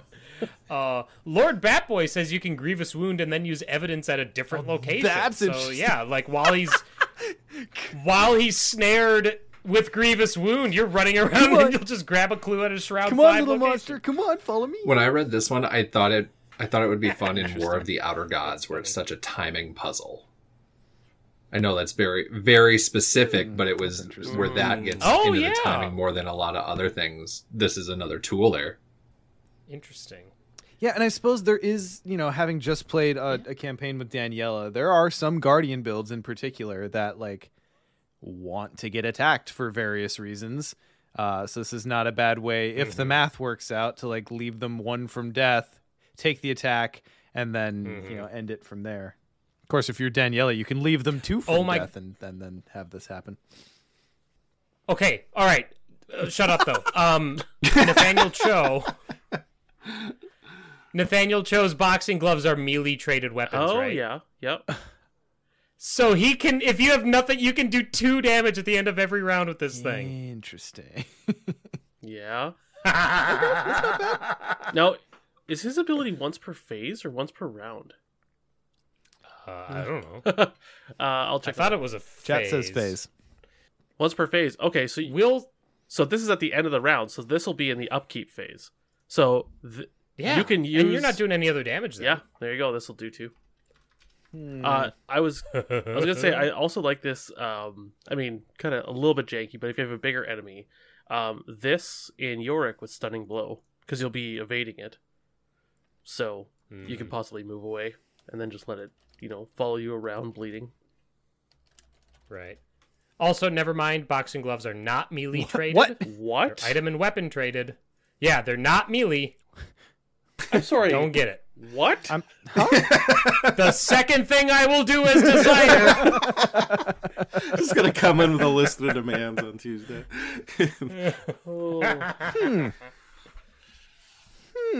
Wow. Knuckle dusters are, but boxing gloves aren't. Okay. Weird. Yeah. So, Huh. I don't get it. Oh yeah, I guess boxing gloves doesn't actually have an attack ability on it anywhere. You're not actually. That's true. You're never actually attacking with them. Yeah. Oh, no. sure. They're just kind of along So for the ride. weird. Yeah. Sure. Yeah. Okay. All right. Yeah. Okay. All right. Fair enough. Well, let's move on then. I think we're to Scott. Awesome. Helping Hand is a guardian skill, level 0, innate traded. You may commit Helping Hand to any type of test. Max 1 committed per test. While Helping Hand is committed to a skill test, double the skill icons of each other card committed to that test. So, Okay. I can see this working in Silas. Sure. Desperate Carson. Yeah, Yeah, Carson. definitely seems like I was a trying to not to say Carson. Carson as the joke, but I mean, this is a Carson card, right? No. Yeah. Mm-hmm. Yeah. Yeah. Yeah. Interesting. Yeah, because and if you're committing this to someone else, and unless you're doing some rule-breaking trick, you can't commit anything else. So it's entirely dependent on what anyone else is committing to that test, which isn't a huge barrier, but it Yes, does add a exactly. level of complexity to it. You are their Helping Hand, Uh-huh. but they have to be doing it themselves. Right. Yeah. Carson helps those who helps themselves. Oh boy. Oh God. People are mentioning Butler works in mysterious ways. people are mentioning using this with Winnie using the anything you can do card on the Brazier tests. So you just go with 12 wilds. Oh jeez. That seems okay. Yeah. All right. So Let's move on to the next. I sorry. think Go ahead, Scott. I was gonna say this will go in my Carson deck because I mean, Yep. that's exactly what he asks for. So. Uh-huh. God, it's a shame Min can't take this. Now, Min doesn't want to take this. Would she add a wild icon if you versatile this in Min? Yep. Okay, well, there's that. Yeah. And then she would, You wouldn't double it, but but if someone, but you could add a wild card or a wild icon to someone else's card, and then in double addition, it with and then Helping Hand double as well. oh So yeah, effectively yeah. 3 icons with this card in Min. Ooh, I But, like like, that. Yes. Versatile, I like right? that. Like you'd have to versatile. Yeah, I don't think it's worth it. It's cute, but I don't think you have to. The thing is, it's 4 other. If you throw 4 more skills in there, then Yeah, unless they're drawing cards, though. I don't know. I have thoughts on versatile. I think it's just easier to think of playing this across from a Min who will grant it an icon. Yes. Yeah. That's there the we play. go. That's the high versatile percentage we play. need. Yeah. then it's like 2 people joining hands and then offering the joined hand to whoever And needs then the help. and then Yeah. the person steps out of the shadows and it's the same person shaking their own hands. By our hands combined. All right. Let's move on to the next one, which is another investigator. Justin, I believe we're to you. All right. Yes. You want to read Who Amina? is a brand new character to the Arkham Horror Files universe.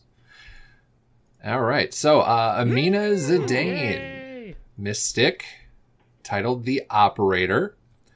For stats, we've got 3s across the board, 5 health, 9 sanity. She is chosen and cursed. Reaction trigger is when you play an asset, reduce its resource cost by 3, It enters play with 1 Doom on it, limit once per round. Elder Sign effect, +2. You may move all Doom from a card at your location to another card at your location. What is it trying to tell me? This is some interesting Doom play. First of all, I have very, very confused feelings about all 3s in a Mystic. I have very, very confused feelings. I'm sure it will be fine, but for some reason it makes me very, very nervous. Of course, it all depends on what cards she can take, so we'll see for deck building. Is this Star-Lord in Arkham, essentially? Is that what that is? I hope not. Sorry, that was a Marvel Champions reference for you guys. No, but like this game has encounter cards too, so even that's not a great comparison. No.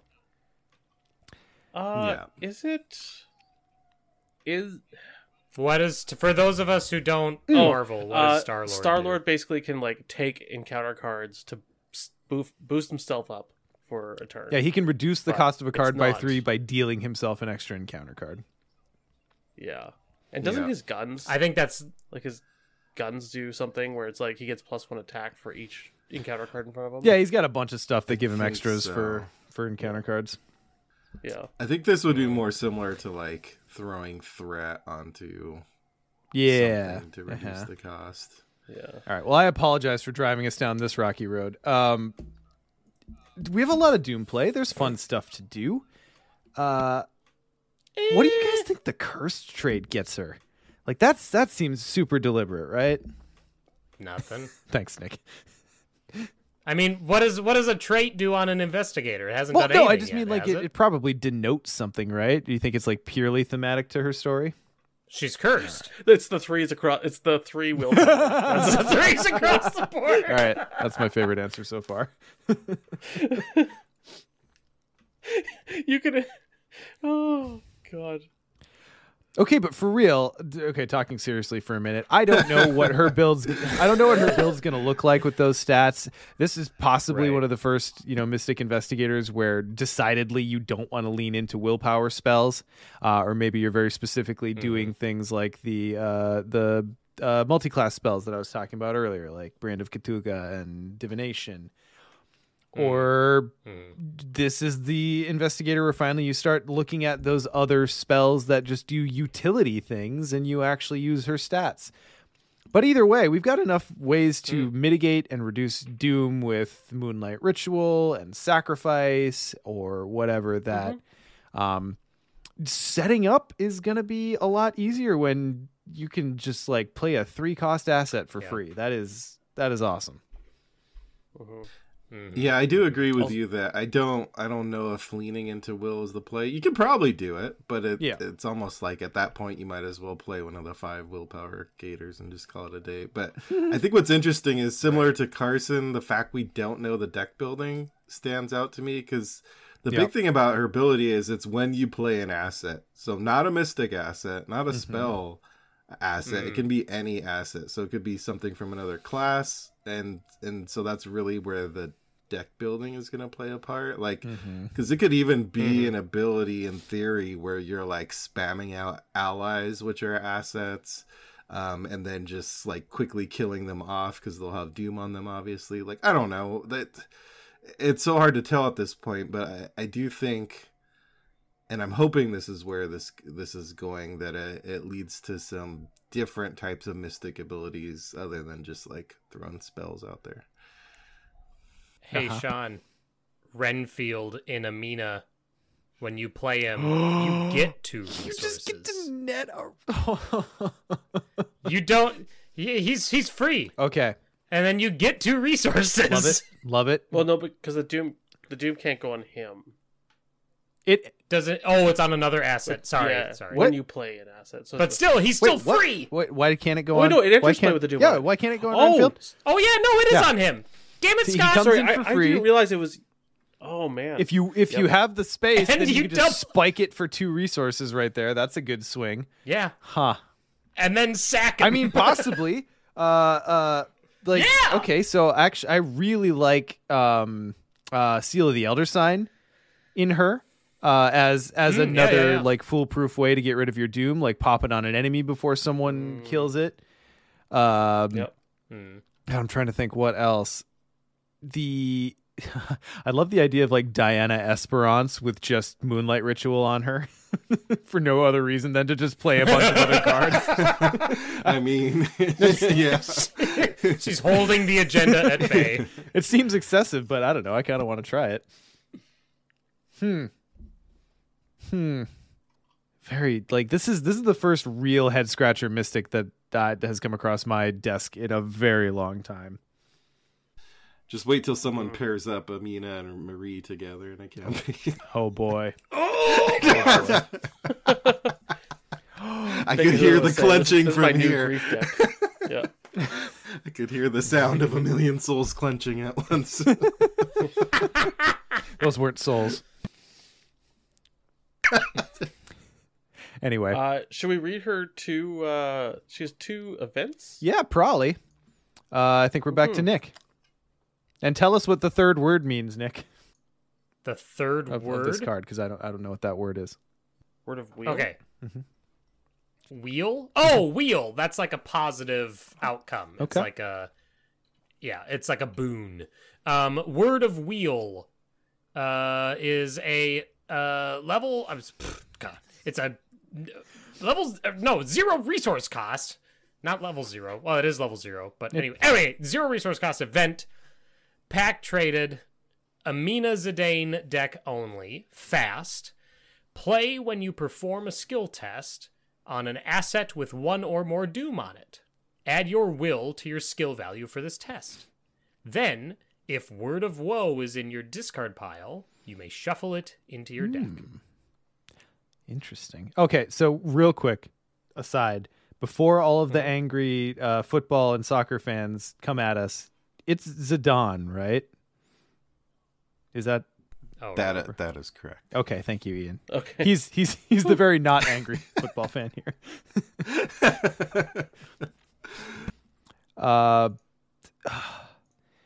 Interesting. Seems okay. I think. Yeah. I mean, it's one event, right? Mm-hmm. So this will add your will to a skill test that's already using your will, Probably. right? Yeah, Uh, because it doesn't say what skill. it just says add your will to your skill value for this test. So it could be any. Yeah, but I mean, if you're using a spell that uses will, Well, it's an asset. you would then effectively be doubling your will. Yes, Yeah. a spell asset that uses will. Yes. But if she can Okay, take like that's an all I was- asset that like uses intellect or agility, Right, but like, Nick, she would add her Nick's will to asking that. if you Well, can right, potentially oh, willpower twice. Yes. Oh, okay. Yes. Sorry. Yeah. Okay, well that's not nothing. And I It's just once No, though, right? That, Like, you get one copy of yeah. this. Well, it recurs. It as we'll see, it will recur, but Mm. there's a but. Oh, right. And Okay. that but is woe. Yeah. Mm-hmm. oh, interesting. Okay. Yeah. All right. Woe be the butt. Okay, so Word of Woe is a 2-cost signature event. Amina Zidane deck only. It is packed traded. Fast play only during your I believe it's All right. Zidane. symmetry. Fast play only during your turn. Place 1 doom on an asset you control to resolve an an action ability on it, ignoring all cost, including its action cost. Then, if Word of Wheel is in your discard pile, you may shuffle it into your deck. Okay, so free actions are good. They are. Well, it's right. not free. Actionless actions are good. Yeah. There you go. Interesting, and I like the idea that you're going to like alternate back and forth between these two. They're both pact traded. I don't know of any pact tutoring. Do you guys? No, I don't know. I don't think there's anything. Not that jumps to mind, no. Good question in the chat here from Teacup. Even a double action? I'm going to assume that since this says an action ability, that means like literally it has to be a single action ability, probably, right? Right. I would love it if that's not the case, but, you know, grim I rule. don't know. Yeah, Grim Rule for now, but because an action ability it's an ability that uses an action, but some action abilities cost additional actions. Interesting. If that makes sense. Mm-hmm. And then if it does it is ignoring all costs, if it does work the way I'm thinking, then you could use a triple action for free. So Amina could do the big sledgehammer swing. That's exactly what I was thinking. The big sledgehammer. Fast. Okay. Well, that's cool. Just gotta doom that sledgehammer. Yeah, and somehow get it into her deck. But Amina Doomhammer. Wow. If she can take it. That is a righteous D&D name. All right, well, let's round her out with the weakness then. Let's see here. Where are we? Ian?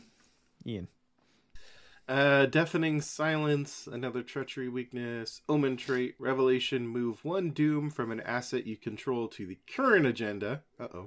This may cause the current agenda to advance. Double If no doom is moved in this way, shuffle deafening silence back into your deck. Look, as someone who's been playing Agnes from day one, this is fine. Because at least this one doesn't make you pay for it. You just do it. And it's done. Sure. So is anyone else concerned that not a single one of her SIG cards removed? I mean, I guess this one does technically. But... like, I'm sure we'll get stuff in the... Like, obviously, we're getting a Doom Focus Investigator. We better be getting Doom cards in the box. But I kind of wish that one of the SIGs You just was need like, that. You just need the Elder Sign. You're fine. I mean, she's got that her comes Elder up all Sign, the but- time. Yeah. Oh, you're right. You're right. You're It's a right. true story. Just might need to go fishing for that elder sign with like olive and stuff at this point. I think this weakness and maybe Amina in general is really going to hurt more so in those scenarios that like to keep recycling ancient evils, because then it just throws off your doom math and you can't really calculate how much doom you can have out there. Yeah. I think those are the scenarios that are going to hurt, because some scenarios where they don't have that, you can just kind of, figure out the math of how much doom you can afford to have out there.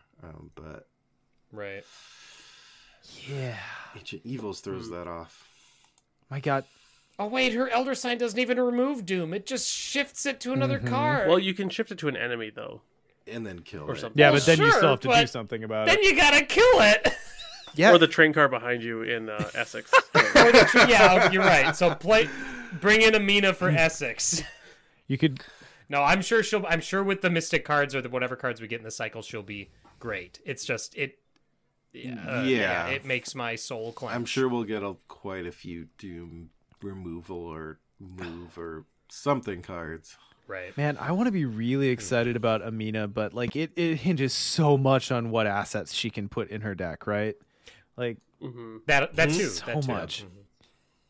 And also, I think, like, despite how much I will champion some Doom cards, like, our Lord and Savior David Renfield, I have to say Marie is probably my least played Mystic, just because there are some campaigns where it's like, meh, it's too tight. It's too tight to play with. Like, some of these agendas have like 4 or lower Doom on them, and that just leaves you no real room to play around. I think Marie's bigger detractor though is the Baron. Yeah, I think for sure. I agree. There are some agendas where you're like, well, maybe I won't do the Marie thing. But what's really stopping me from doing the Marie thing is the Baron. Yeah, I think the tempos, the comparisons are obviously there, but I think the tempo is a little different because with Marie, like, you can just have an asset out there with Doom on it and get her ability going. Yeah. Whereas with Amina, it seems like you really want to, I mean, if you're playing Amina, it's because you want to use that ability. So you're constantly throwing stuff out there with Doom on it and presumably getting rid of it. So it's much more of like a turn and burn type thing. Mm-hmm. Lord Batboy points out in chat that Amina's Elder Sign can move Doom to the Baron. So That is actually rad. There you go. That is... yeah, That's BFFs. I'm telling you, the Amina Marie campaign. Hell, all right, Ian, you and me, baby. Let's do it. Let's do it. All right. Oh, but they both have to take the weakness doomed. Oh, What? Yeah. it hurts me. All right, let's move on. We've got a couple more customizable cards. So let's move to Scott for Summon Servitor. Yeah, sure. Why not? I summon you. So Summon... Awesome. Summon Servitor is a unique mystic asset. 2 cost, level 0, has a willpower icon, and is traded Summon. Customizable. As an additional cost to play Summon Servitor, you must discard another asset you control. Summon Servitor enters play at your location. It can take 1 action during each of your turns, which can only be used to take the following action. Little marker thing. Move Summon Servitor to a connecting revealed location. It takes up the ally and arcane slot. Weird. So here's a card that gets rid of Doom. I mean, yeah, that is one way to do it. Yep. I don't know if it's just me, but the first time I saw this card, I laughed, just seeing there's so much text just to lead up to move it to another location. Yeah, like it can follow you. Mom, it's following me home. It walked on my pillow. But it moves. It moves independently. That's the thing, Like- yeah. Yeah, I suppose. That shocked me. Yeah, honestly. I suppose that is the bigger thing. So that means you can, with Summon Servitor, you can watch one of your arcane slots just leave. Yeah. Just walk straight out. Yep. Thank you, It's Ian. what I always dreamed of. But like for A real, little arcane slot is going off on its own. if we assume we know how these work and you need XP to add more stuff to them, do you bother with this at level 0? Like there's no point to it. Taking up 2 slots mean- just so it can move around the board? In the thick of it exists. So, yes. Yeah, okay. That too, yeah. Yeah. I was going to say, I would assume that, kind of like how the Seeker card, the Seeker side quest cards, I would assume that customizable, you have to have the level 0 version in your deck in order to up, you know what I mean? Like, I don't think you could just add it in for 3 experience and start ticking boxes. But I don't know. Who knows? Interesting. Yeah. Speaking of ticking Uh-huh. boxes. Justin, you want to tell us what the summoned servitor can be summoned to Sure serve? can. All right. I got to get close on this one. There's so much damn text on it. Yeah, there's Right. a lot of text. All right, summon servitor. bifocals. We have 1, 2, 3, 4, 5 with single check boxes. First one, armored carapace. Summon servitor gains a health value of 3. It can be assigned damage dealt to any investigator at its location. Then we have claws that catch. Add this action. Fight. You fight any enemy at this location with a base combat of 4. Ignore the aloof and retaliate keywords for this attack.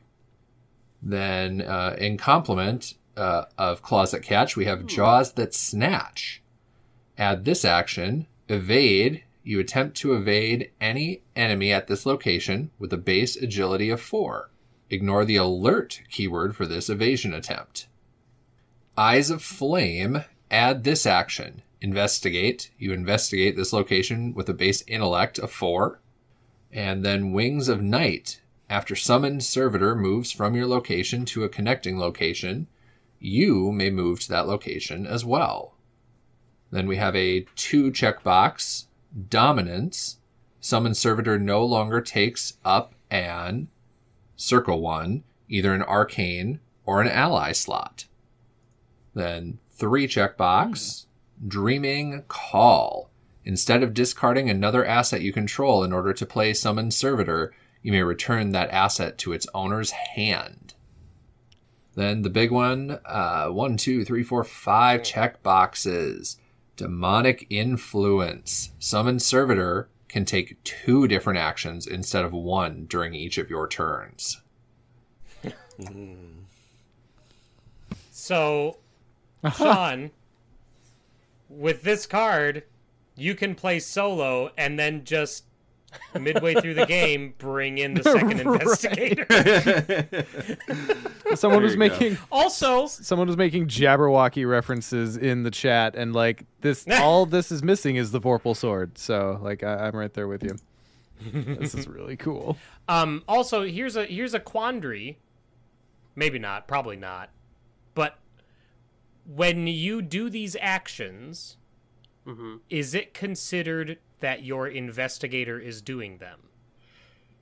You know what? It says it can take one action during each of your turns. I think it's taking the action. Right.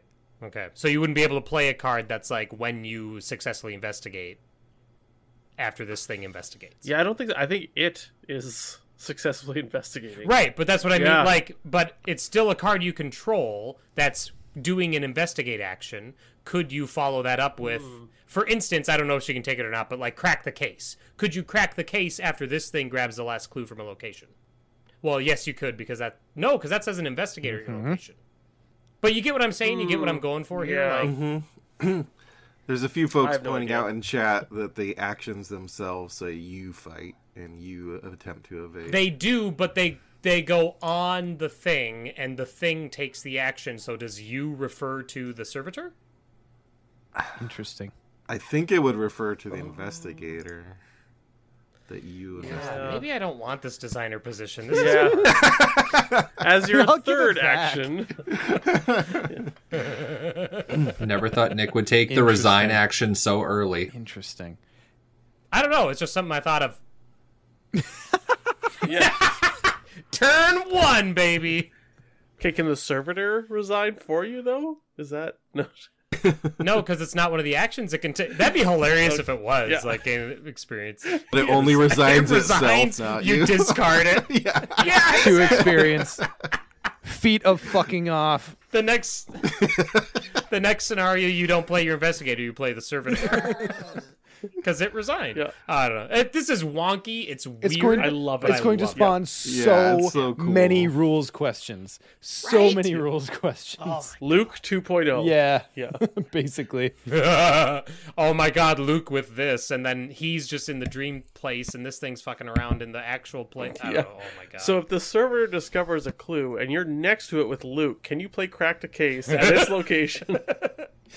Also, I'm sure that again there exists some like D&D model that's going to be a perfect little icon or a little token to move across the board for this thing instead Oh, of see, and I just want to get like a Tamagotchi and have it move around because you're growing it as you go. This is just Arkham Tamagotchi. Yeah. You come- Being an But extra- you gotta Come keep back to it the fed.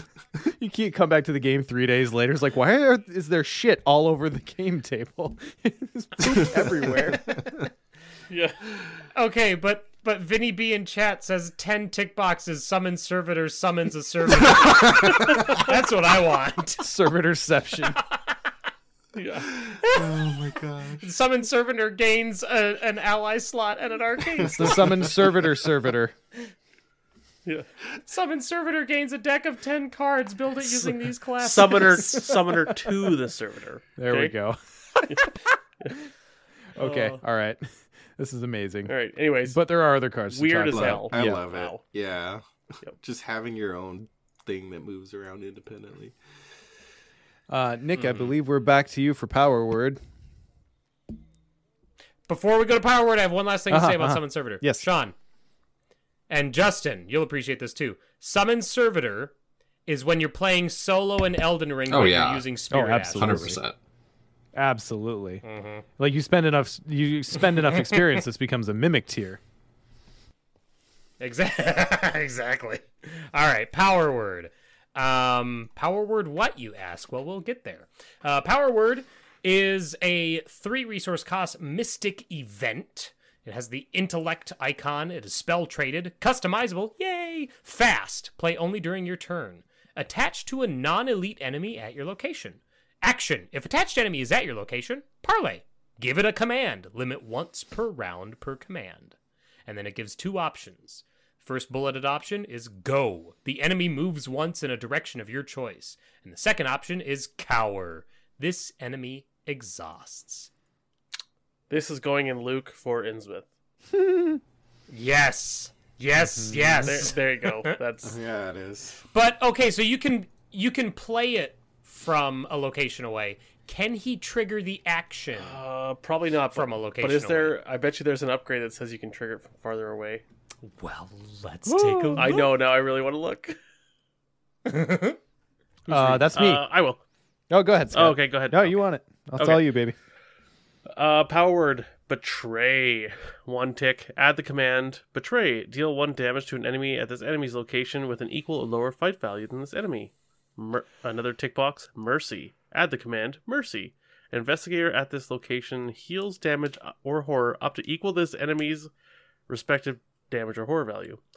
Next one is confess for a single tick box. Add the command confess. Discover 1 clue at this enemy's location if its health is equal to or higher than the location's shroud. Weird. Distract for a ticky box. Add the command distract. Automatically evade any enemy at this enemy's location with an equal or lower evade value than this enemy. All right. 2 ticky boxes. Greater control. Power word gains lightning boy or zappy boy. Return power word to your hand. Okay. 3 ticky boxes bonded. You may activate the parlay ability on power word from up to 1 location away from the attached enemy. There it is. 3 ticky boxes tongue twister. When you parlay with power word, you may give up to 2 different commands. That's cool. And then 3 ticky boxes thrice spoken. You may include 3 copies of power word in your deck. When you give a command using 1 copy, also give that command to each other enemy with 1 of your copies of power attached. Oh my god. Army worthy of So I was already going to joke that this is basically just a Jean Grey card because of how the art is. But then when you get to that last upgrade, it's, oh no, it's actually like you're playing like Jean Grey was in Arkham. It's so good. I mean, looking at that art, that looks like some, like, it looks less so Arkham art and more Jean Grey mind control art. So even at 6 ticky boxes, which I think people are assuming it's XP, something like that. I assume it's XP. But that's the assumption, yes. Seems decent to go off like, do the bonded one, where you can do it from 1 location away, and then the thrice spoken. Like and forget the other power words. Like, just go is enough, or cower, right? Like, it's just like 3 enemies. Yeah, cower, 3 enemies. Yeah. Oh my god. And this is fast. Go to sleep. Yeah. Well, playing it is fast. Yes. But yeah, action, exhaust 3 enemies. Yeah. That's amazing. Also weird, but power word. So if you're putting power word in Carolyn, it starts taking up one of her 15 or whatever mystic or seeker slots. But then once you add mercy, it now does not take up that slot anymore because now it heals horror. Huh. That's amazing. Interesting. Yeah. Hey, that's for the Carolyn stands out there. I got your back. I love this one. Like, I think with each It's so customizable card I looked at in this article, I got more and more excited. I was like, Yeah? the first one, the armor, I'm like, okay. And then the axe, okay. And then the servitor is really cool. But then this is like everything I wanted in this game from the beginning, to have the ability to just like mind control enemies, which was very hard to pull off with single cards. But this is what customizable is really made for, to like really enable. Like, I want to build a whole build that's just mind controlling enemies with power word, and I don't care if it's the most efficient build. I'm just gonna sink all my XP into this and just mind control enemies. I am slightly disappointed there's no power word kill, just for D&D reasons, but other than that, it's fine. It's fine. All right. I love it. It's so cool. Scott, we've been talking about cool includes in Luke. Can you imagine Luke just like opening up a door behind an enemy at 3 locations away and going like, coward.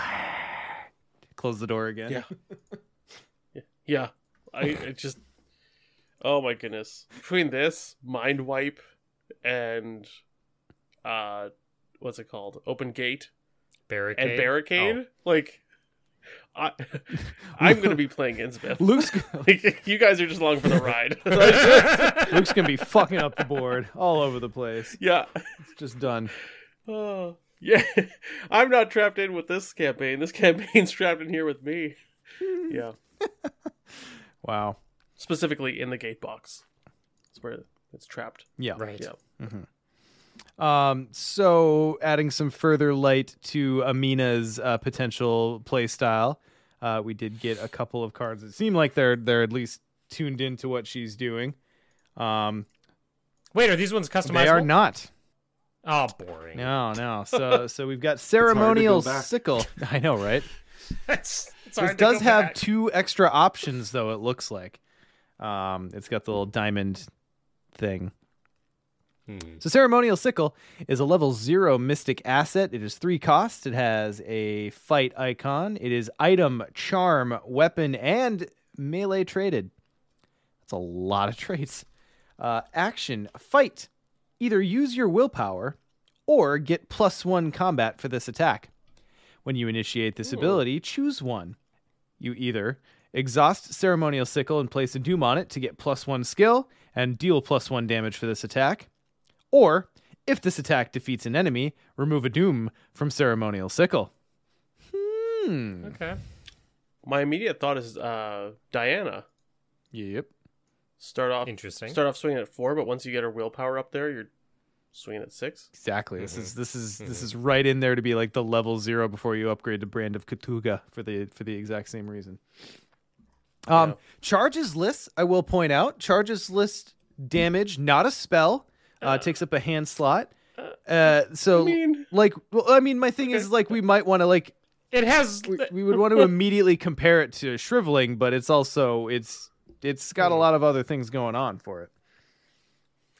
I mean, it's got like charges, evil twin Doom. with Doom. Yeah. It's interesting. Yeah.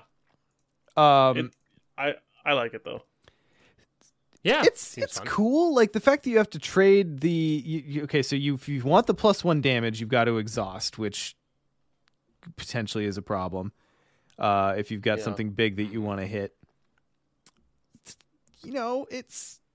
there are things that ready. There you could potentially commit vicious blow if you're using combat to pull extra damage out. Right. I don't know. It's interesting. Well, and the thing too is once you can only basically use the top one. You can exhaust it once per turn. But it doesn't say. That's the only thing that uses exhaust, right? Like you can still use the basic fight action, even while it's exhausted. Oh, that's true. So then you could like kill. You could kill a rat and use the bottom one, Sure. right, to remove the doom or something. Okay. So Yep, that's fair. My brain filled in that like once it's exhausted, it's done. Yeah. But that just means you can't use that ability again. So that is better. Yes. That is way better. Right. Yep. Comes in for free with the Doom if you play it in Amina. yeah. Sure does. I feel like this. Great. I feel like this one is destined to have an upgraded version too. Yeah, so absolutely. Yes, 100%. I'll be interested to see what that does. Perfect. Well, why don't you read its investigating counterpart, Ian? Okay, the dowsing rod is a 4-cost mystic asset, intellect icon, item and charm traits, action investigate. Either use your willpower or get +1 intellect for this investigation. When you initiate this ability, choose one, exhaust dowsing rod, and place 1 doom on it to move to connecting location. And if this investigation discovers the last clue at a location, remove 1 doom from dowsing rod. So, obviously, the investigation counterpart of the one we just looked at. I think this is actually really good. Because you can just start using your willpower just to investigate. It's like, not Rite of Seeking, Sixth Sense? Like, you can just... Yeah, sure. This just... Sixth Sense without the rider. Yeah, but there's no downside. It keeps an arcane slot open if you want to use, like, high-powered spells. And this is just converting your intellect essentially into... Or your willpower into an intellect. And then there's the... That's true. There's the option of throwing that... Doom on there if you really need to move somewhere in the witching hour. Mystic hand slots aren't really fought for, but the arcane slots are. You know what I mean? Like, Sure.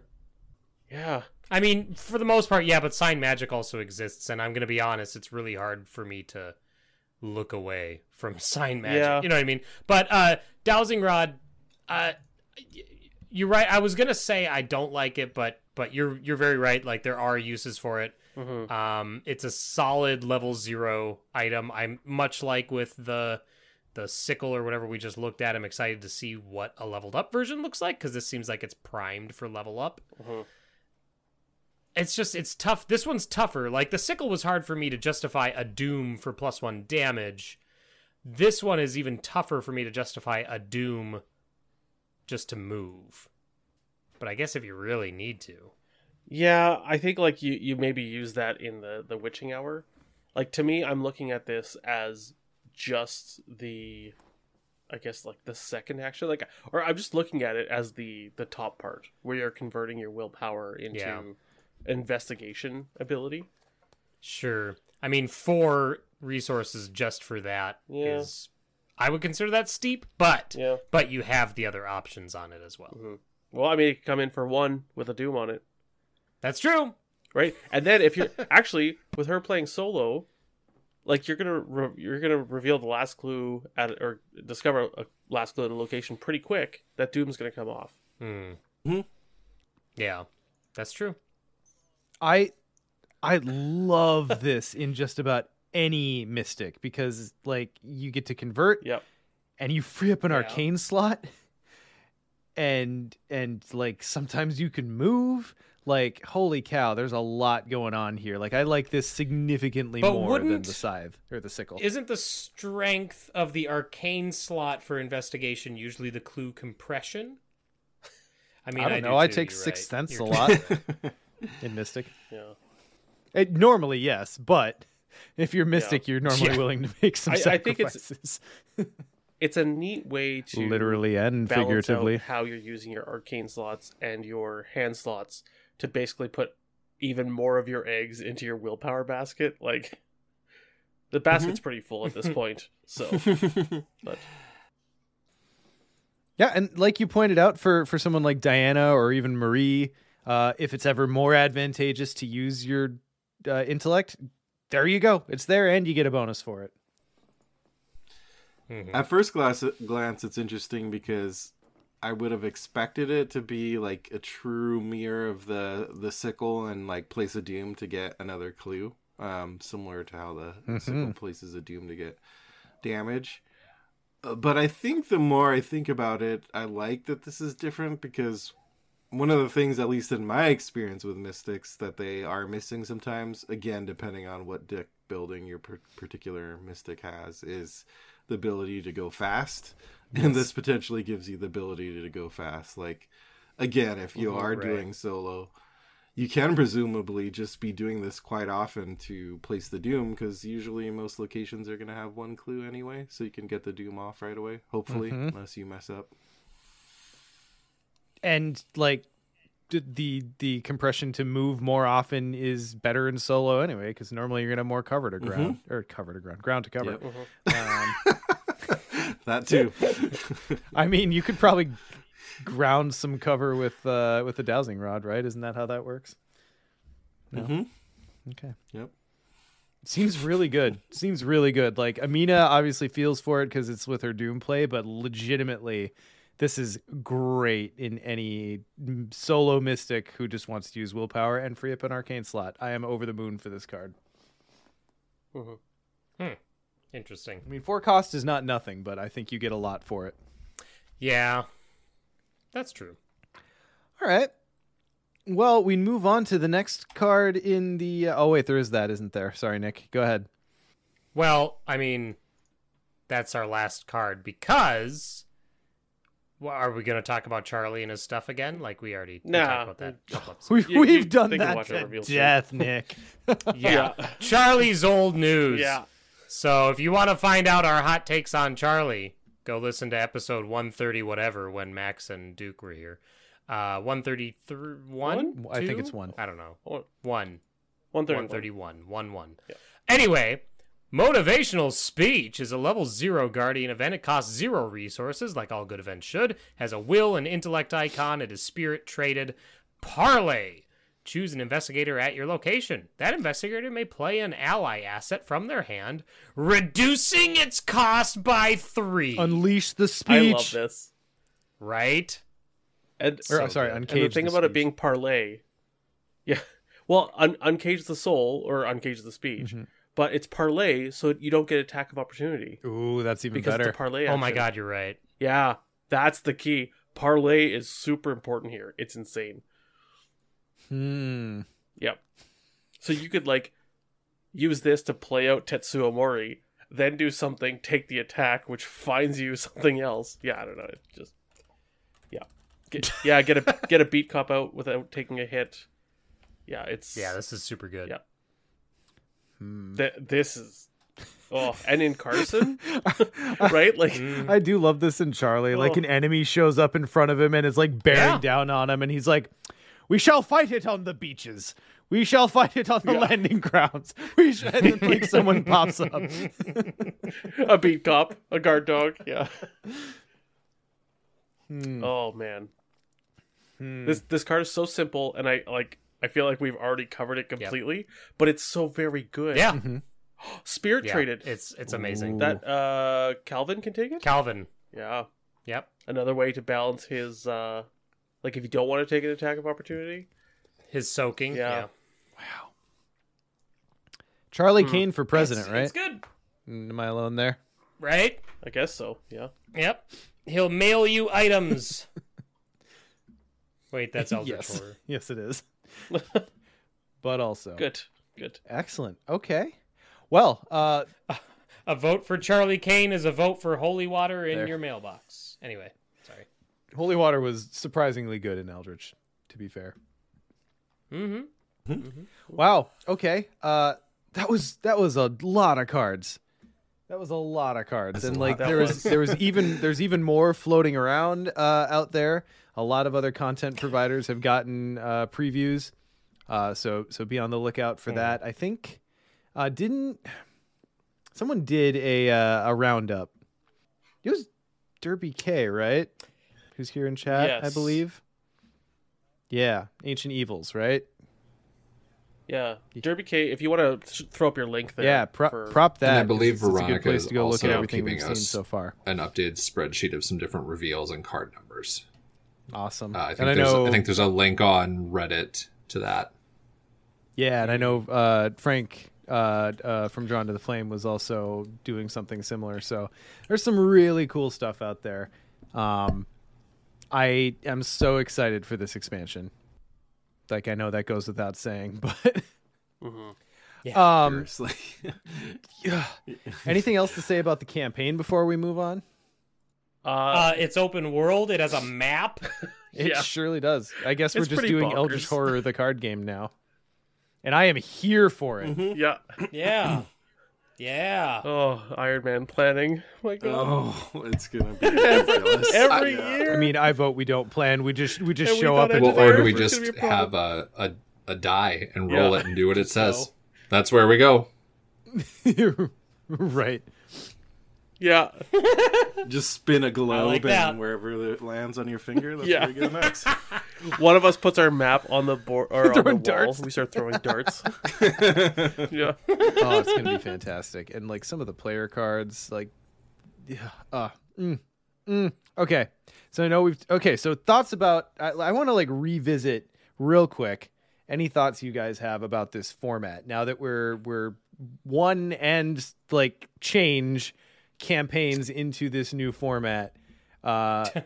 I think that this is so cool. I love what they're able to do. I wouldn't have said it before seeing the change, but man, the big box and 6 Mythos packs format was so confining, right? Yeah. Yeah. This literally, and I said this when we talked about Edge of the Earth originally, this feels like it's Arkham Horror, the card game, in its true form now. Like it feels like we've broken past the last limiter. Well, maybe not the last one, but we've broken through one of the biggest limiters It for returns this now game and its potential. At Just the by turn of going the tide. to a 2-box format. Arkham Horror the White, as it was always meant to be. Yep. That wasn't the line, but you know. You know that could be. Well, I was That's a not Gandalf line. great. Come on. Yeah, I know. I yeah. know it was, but consider the. No, I Anyway. think you're right, Nick. Like, and Edge of the Earth, like I thought it was really cool, and and it the things that Maxine brought to it and how the format changed it, I was like, this is cool. I'm excited for it. Awesome. But like, I wasn't 10 out of 10 wowed. You know what I mean? As far as what what Edge did with the new format. But also, to me, this like Edge is the Dunwich of our new format, right? And now they're gonna open her up, and now like, oh my god, like this campaign, just what I've seen in this article is absolutely selling me on this this format.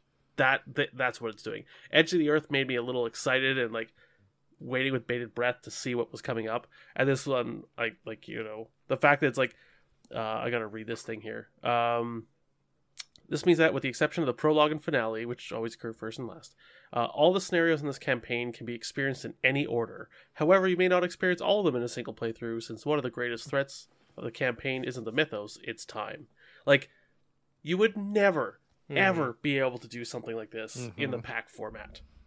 And I am here for this, and I'm just super excited. I love this new format, and I was one of those people I think had the biggest like, oh god, I don't know, I'm afraid, but yeah, I'm sold now. I'm super excited because agreeing with everything you all have said, you know, this is like the evolution of what Edge promised. But one, I always, you know, a lot of Eldritch Horror talk tonight, but I love Eldritch Horror, the board game, and the whole globetrotting aspect. I know that's not everyone's favorite, but I've been hoping we would get like a globetrotting campaign.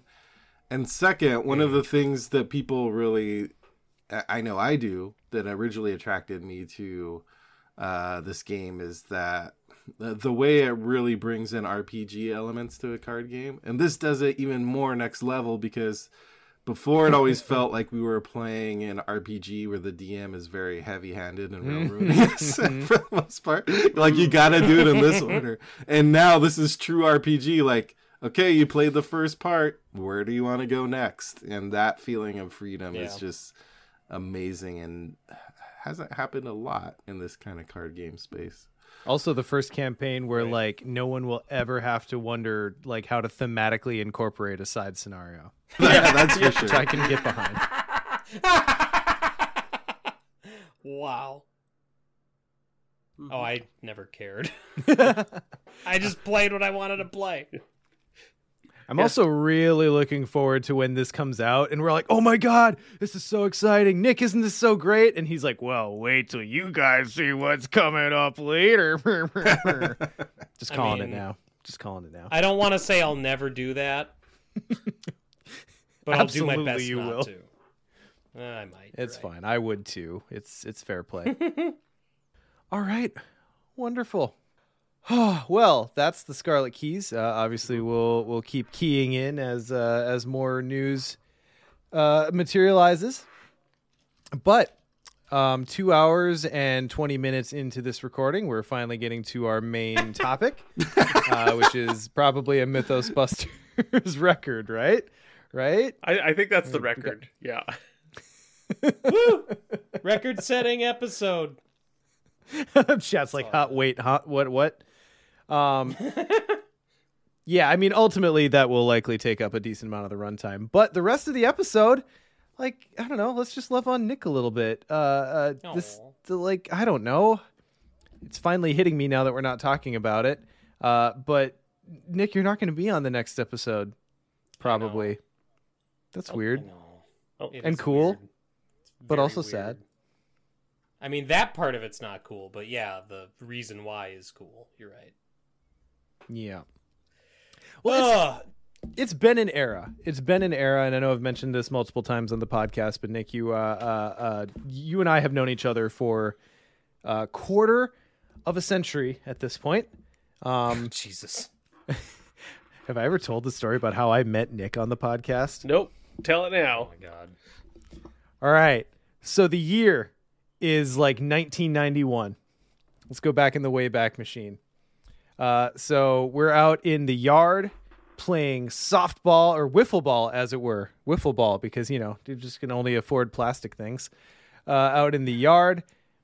And we've been playing out there for a while, and we had seen that there was a new neighbor that had moved into a house, and Then in the middle of the game comes tromping over little 5-year-old Nick, decked head to toe in Twins regalia. And was like, hey, can I play baseball with you guys? And that's the only time Nick and I have ever played a sport together. Very true. Very true. And you should clarify what the Twins are. Oh, yeah, people. sorry. So the Minnesota Twins would be the baseball team for our state. And so funnily enough, we met playing sports, but Nick, you and I have always just played games together. Mm-hmm. And obviously we're going to continue to do that. This isn't like a goodbye to Nick, but man, this sure is an end of an era. Yeah. It's going to be weird. It's good. I look forward to listening to this podcast again. Because it's You know a what I mean? 'Cause, drag like, when we- now. Because when we started, I would listen to every episode until about 19 or 20-ish. I don't know. Scott, when did you join? Oh. I think it was actually like number 8 or 9, but Yeah, it was way earlier who's than counting? 20. Nick? It was sub 10. Yeah. But no, I used to listen to every episode and then just got to the point where it's like I'm listening to it for editing and then just I just stopped listening to podcasts and just for whatever reason, that didn't become a priority for me anymore. You know what I mean? So I'm excited. I'm trying to look at the positives here. I'm excited to have that fresh and that experience new, to look forward to that every couple weeks or whatever. Mm-hmm. Yeah, I'll look forward to your scathing reviews too. I mean, we're gonna have our own scathing reviews of things that Nick makes. This is true. This is true. I can't wait. We're thinking about all the private messages we're gonna send Nick, like, "Hey, so things got a little heated on the last podcast." Another Noxious disclaimer. Noxious Fumes 2, Electric Boogaloo? What the hell is this card? A whole campaign of noxious fumes. Yeah. Yeah, it'll be in every scenario. Just different variations. Who's the Elder God? This Set up new his- guy. Noxious Fumes. The Noxious Fumigator. Wow.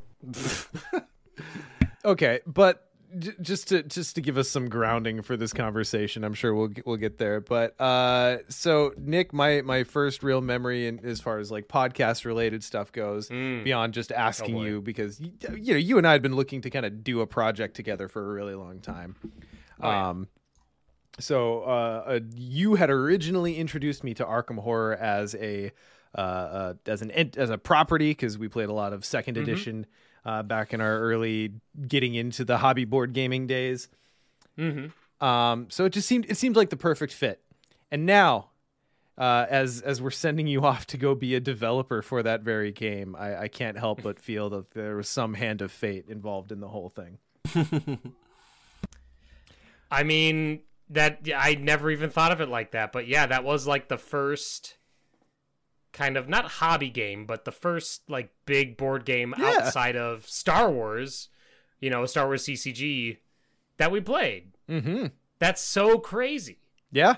Because, okay, so going way back, and maybe this is too much detail, but Nick and I used to meet every Thursday night and we would play some dead CCG, as is our wont. And then eventually, we just started getting into board games, and that Arkham Horror 2nd was very, very frequent. But yeah, getting into the first Arkham Knights is really the one I remember, because we had you and we had Tom showed up for that one. Too bad we never got to have a goodbye episode for Tom. He just kind of slunk into the background. But yeah, playing through that first playthrough of Night of the Zealot with you and Tom, and I want to say it was Patrick who joined us for that one. Patrick and Daniel, yep. Oh yeah, and Daniel. And then Tom sat in for him when he couldn't finish. Just crazy times the first time playing this game. Oh god, I remember looking at the reveal articles of our first couple episodes and just trying to imagine what this game was going to look like on the table. You know what I mean? When all we knew was extra ammo and vicious blow and Roland, and then there were some other colored cards in there too. And it's just like, what is that? Like, you get to find ammo? This is a card game where you gotta scrounge for ammo? Like, oh my god. And how far it's come from there, too. Oh, geez. That exciting. Ammo comes with the guns now? It's, yeah. Yeah, now the ammo comes on. Like, there's guns with more than 2 ammo, guys. Like, what an insane world. There's a gun that doesn't even need the ammo it comes with. So there you go. I think the first thing that excited me is so random is like there's hand slots, there's a body slot, like arcade slots. Yeah. It's just like the board game. This is amazing. You sounded most excited about the body slot. I mean, well, it's either that or the mouth slot, one of the two. But... Until the mouth slot becomes a thing, yeah. Okay, adding that to your list, Nick. Write it down. The third thing I do.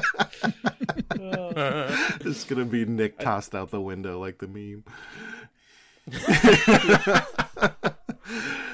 Yeah, I remember my initial memories are because once we knew this game was coming, Sean and I had known each other from Lord of the Rings stuff, so we had like immediate discussions of like podcast, like where we're like kind of half joking but not really joking, you know, like feeling it like out with each other.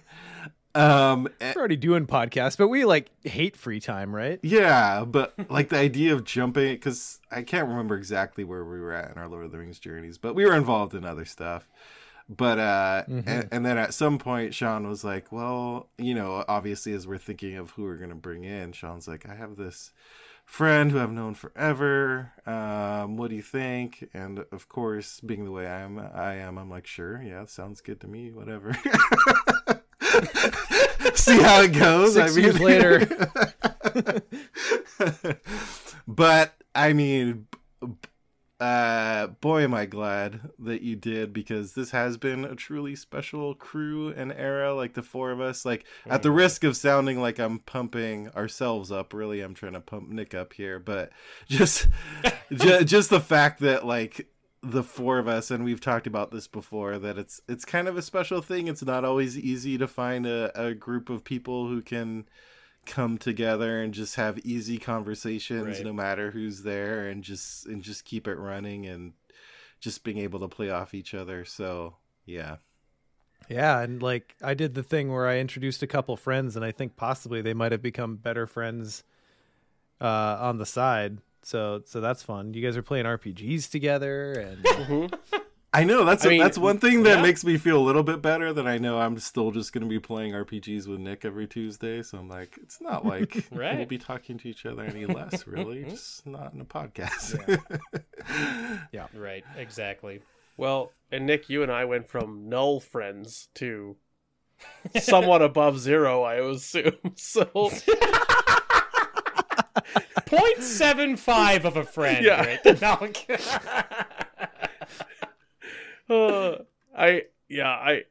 My first big memory from meeting you was at the first Arkham Knights that I showed up at, and it's the meme that developed during Dunwich that I still use today. Do you remember what it is? Is it I did my 25%. I did my 25%. Which is especially hilarious when you're playing like 2-player. So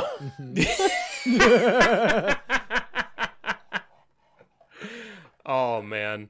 No, that was a joke, because like I remember reading like on BGG, because the game was still new at that point. Yeah. But I remember reading about people who were saying like, well, in 4-player, you're just responsible for 1 per player clues. You're responsible for 1/4 of all the clues. Yeah. You know, that sort of... I remember people saying that or coming to that conclusion. I just thought it was so bananas. Yeah. And then we're playing Dunwich, and I'm struggling with Lola to just get her to do anything with that card pool. Mm-hmm. And so then when I got like 1 clue, I'm like, oh, I got my 25%. What are you guys doing?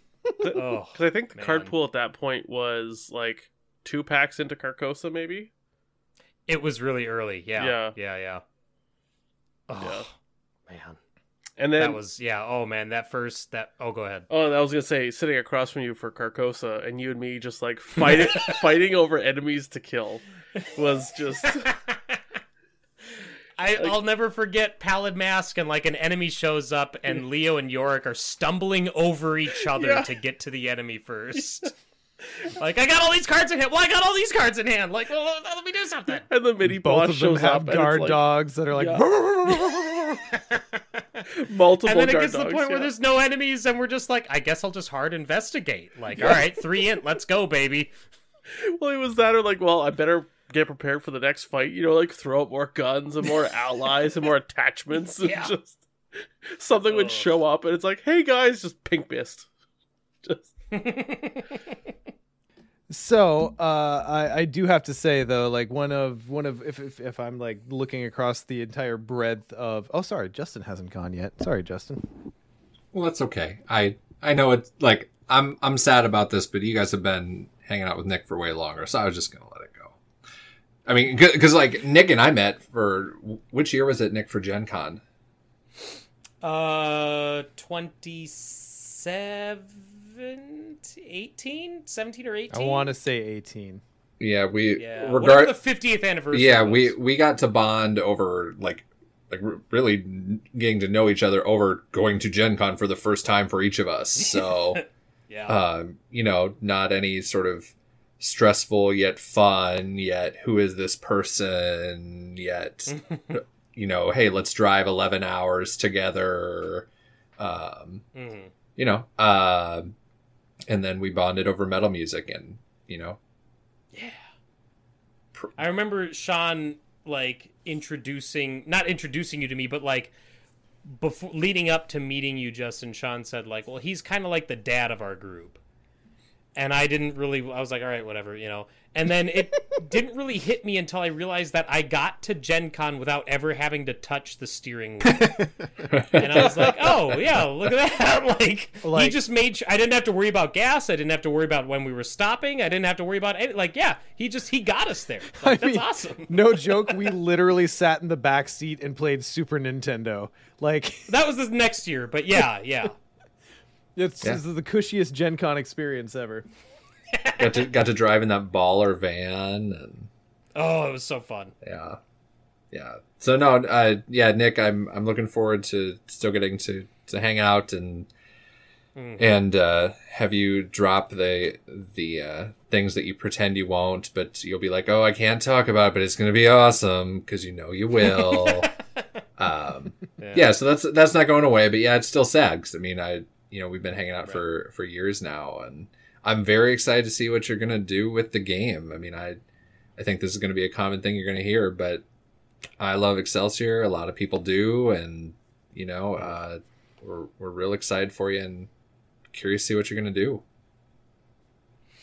Me too. I mean, talking about defining moments like for Nick in at least the podcast and I assume again in my head canon is what led us to where you're going now, but like you getting to work on Excelsior and like how well that came out and getting to be at Arkham Knights, and I'm so glad that it was probably Justin. Like I would just put money on that it was Justin had the thought to be like, hey, let's take a picture of Nick with his scenario the first time it's available, and like you can just see it, and that is such a good picture.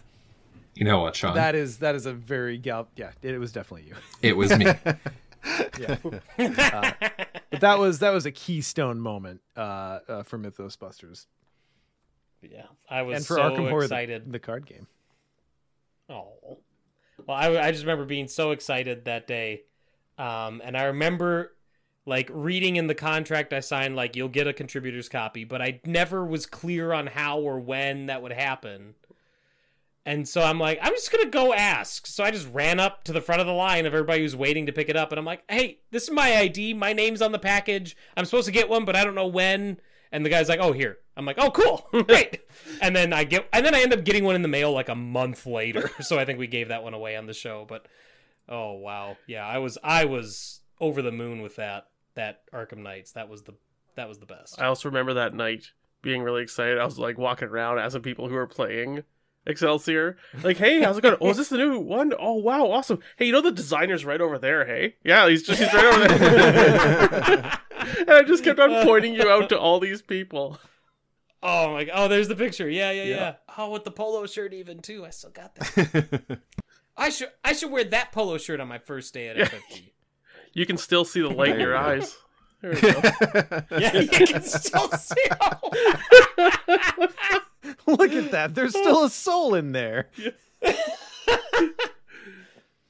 Okay, I know we're way past it now at this point, but I did go find the exact DM that I sent Ian to suggest Nick as a host. Awesome. I love it. And now I must share it. Oh, look at that tiny text. Oh wow, that did not turn out all right. My well, best friend Nick, I'll who I've read been playing cards games with my entire life, is chomping at the bit to be part of something like this, and he has a good amount of free time and enthusiasm. Boy, that He was a doesn't long do time shit. ago, wasn't it? He doesn't do shit, and he loves it. Both winning all the qualities in a weaknesses. podcast host. That's true. You know what? You're right. But you left out the When you're part right, where I you're was right. like, absolutely not. Come on. Why do you No, think you it's didn't- clipped you so didn't- tightly? Didn't put Ian's response on. Listen, I'll pay you $50 if you let him on the show. Fine. And then Ian and I meet virtually, like we're chatting, and I think the first thing I say, like I said earlier, the first thing I said was like, "I'm the funny one." Like, yeah, Yep. all right, just immediately asserting this is me. And it has always worked out, but My response was probably, but how does he feel about unlimited soda? Yeah. Good lord. I know we've told this story a million times, but that's still one of my favorite Nick memories is the Gen Con where we both bought those like overpriced soda mugs just to get unlimited soda. Oh my god. And just every Little break did rushing either to of you get know. it. Yep. Little did either of you know the mental quagmire you were both willfully walking into.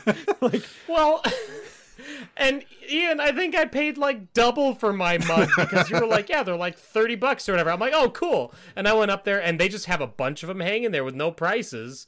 And I was like, oh, I'll take that one. They're like, okay. And they ring it up. They're like, that's $65. I was like, okay. Yeah. Like, I don't want to say no, but all right. the most expensive soda you will ever buy. It's like Oh, I what made sure I had more. Oh my god. it's like one of those things where I don't know if I would have gotten it if you weren't on board. It's like when I have a list of things that friends are good for, it's like peer pressuring each other to jump into nonsense shenanigans and just go along for the ride. It's so Oh true. yeah, 100%. Okay, so that photo just showed up in Discord. The one of me stuffing my face during Farcom Con. Oh, yes. God, do you guys remember Farcom Con? That was amazing. Yes. It really That was absolutely amazing. It wasn't even. It was about 2 years ago. It's not that long ago. Yeah. It was, No, it feels a lot longer ago. it does. Farcom is one of the best things we have been involved in recent memory. Yes. I still remain so proud of that. Yeah. Yeah, I would say that's one of the crowning achievements of Mythos Busters, I think. That was the- is everything that went into. Yeah. And it was a metric ton of work. Holy moly. Mm-hmm. And Nick, I put the photo up just because I mean it's fun and good natured, you know that. But I just remember Yeah. we were all on for so long, and then it was you were eating. I'm like, well, I'm gonna have some fun with this at least. Dude, I remember being that was so punchy by the end of that weekend. Yeah. It was so I was so hungry. That was the end of the first night, and we had been going like all day. And my wife was like, I got you McDonald's. I was like, oh, can you bring it down to me? And like, oh my God. Yeah. But that Get that in whole my weekend- belly. Right? I couldn't eat it fast enough, as is evident on there. Like, I wouldn't even turn the camera off or leave. I would, no, just now. But that whole weekend was just insane.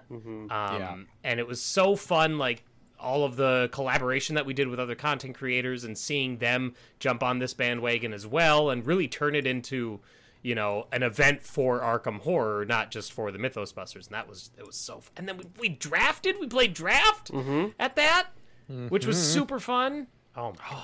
Man, every time someone mentions draft, I remember again that I need to play that again. Yeah. Yeah. Cue for Like I've getting it in said- 12 hours. I mean, I've said that Iron Man is peak Arkham for me. Like that has our Iron Mans have been the best experiences I've had playing Arkham Horror, but Farkham Con is probably, I don't want to say it's peak Mythos Busters, but holy hell is it really, really close. Oh, you know what I mean? I'd be hard to argue against it, my friend. That was Right? a special time. Yeah. Well, you know, oh my God. Okay, I'm sorry to be sharing this live, but it just occurred to me that like Nick won't be at BusterCon as a Buster. Hopefully you'll still be at BusterCon. Oh. I You'll mean, I'm always going to be a do what I Buster. can to be there, yeah. Okay, look. I want to be Right. clear. Don't tell your bosses this, but you'll always be a Mythos Buster. You're just not a host anymore. That's where the line's drawn. I mean, I can take Truth. that. I'm an, like I said it before, I'm an alumni now. There it is. There you go. Yeah. Well, not Now yet. I'm- I have till Tuesday. Yeah. Let's just So you're record like editing 10 then? more No, I'm just episodes.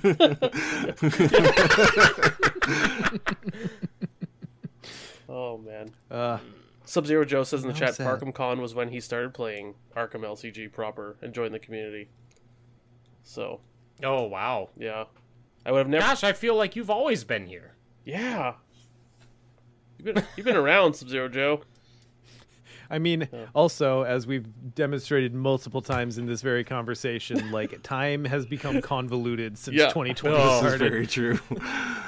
Yeah. Time is more of like a roller 100%. coaster map than an actual straight line. Right. Right. If time was a Scarlet Keys map, Yeah. Which Arkham Horror game would it be in? Oh, So- man.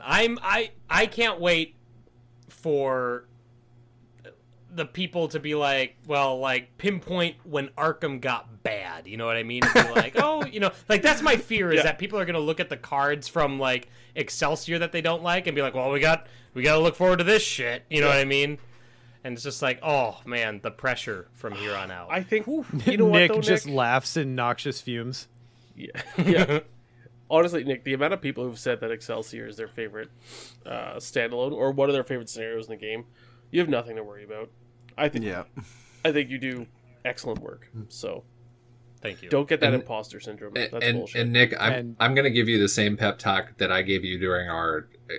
So everyone knows it was like a 2 to 3 hour prep meeting just to even figure out logistics, start saying some of our goodbyes to Nick, and I'm going to give you the same pep talk or whatever it is that I gave you there, so you can always come back and listen to it. But remember that you're awesome, and I'm not just saying that. You know me well enough to know I would tell you otherwise if I didn't think that. This is true. You're awesome. Excelsior, like we've mentioned, and I know that it can be easy to have that be, oh, well, that's one thing. No, we've worked with you on the other things that we've designed. We know you as a person. You are very thoughtful. You take feedback very well. You care about your craft. You are going to do very well. And you know what? If there's hits and misses, and if there's some misses in there, don't let them detract from how good you're going to do at this role. So it's very well deserved, and you're going to crush it. Especially without thank this you. podcast weighing you down. Right? Oh, come Yeah. on. Shaking yeah, off that here dead goes. weight. +1 to Justin. Well, thank you Agreed. so much. It's just so easy. I really, really do appreciate it. And it's just so easy to look at what Arkham has become. You know what I mean? Like like we've talked about, how far it's come since its inception. And it's so, and there are times when it's easy for me to look at it and be like, what can I add to that? You know what I mean? Like, what can I possibly do to improve on this? But I do, like, you're right. I mean, I don't want to sound conceited here, but I occasionally have ideas. Yeah. So get ready for some bomb ass Guardian cards and some terrible Secret Mystic cards. Hey. Well, now we You need to and I dodged a revisit bullet. all those nice things I said. Just roll that tape I mean, back. Nick, now that you're Back full send. now that you're FFG staff, I want a signed Arkham card from you that I can go get like graded or whatever, but it must be Intrepid. And sign it 16 times. Yeah. And then when Scott tells you that's enough, stop signing it. You keep signing it. Oh, please and thank you. Thank you. I will happily sign for you a card I had no hand in designing, and yet is very strongly tied to our relationship. Very, very important memory. A core memory, if you will.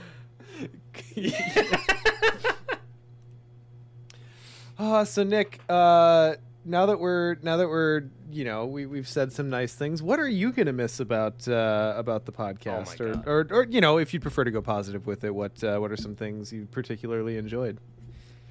Well, I talked about our first Arkham Nights. I talked about Farkham Con being a crowning achievement for Mythos Busters, and just to have been a part of that is so it's amazing. Beyond those, just like the community that has come up around Mythos Busters is amazing. And I know the joke for the longest time was that I always ran the community section back in the early days of the podcast, and I was the least plugged into the community out of all of us. At least that's how it felt from my angle. It felt like everyone knew what was... It felt like everyone else knew what was going on, and I always had to come in afterwards and be like, wait, who said what? What's going on? Who's doing what? But seriously, the community has been amazing. And I talked about this before on a previous show, but it's the fact that I am a member of this community, and that there's always an active place that I can go to talk about Arkham, about anything Arkham, even if I want to be like, hey, how do you guys feel about Song of Forgamon or whatever? You know what I mean? I can pull whatever. Like, there's always conversation to be had, and people who are interested in talking and deck building and working stuff out. So the community's been amazing. And not only that I'm like a part of it, but that I had a hand in helping to kind of get it started is really, really, it's humbling. It's absolutely humbling. One of my, and I've always felt this way about Mythos Busters, and I've always felt that the four of us, because I'm going to be honest, after it was 3, because let's see, who did we start with? I was like, 3's the perfect number, let's stop at 3, and then we threw Tom in there, or I don't remember who came first, Tom or Ian, and I was like, ooh, like, 4 is a bit much, but fine. Ian, and then Sean... It was Tom.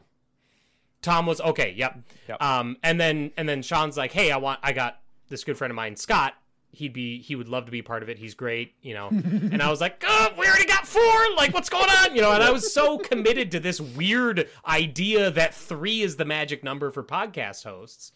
But honestly, the 4 of us, it feels like I see a Venn diagram, where we're each our own circle, and we all overlap with each other in regards to Arkham in such unique ways, and in regards to gaming in such unique ways.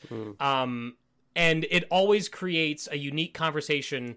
Like, okay, Sean hosts most of the shows, obviously. And we're all used to that dynamic. But then when Sean's gone and someone else takes over as main host, it creates this different sort of back and forth that's also familiar because it's Mythos Busters, but it's kind of like, it's like a new facing of the die. You know what I mean? And then like an episode, and I really had this... Like, this became very apparent the last couple episodes, because, like, last episode was just Scott and I.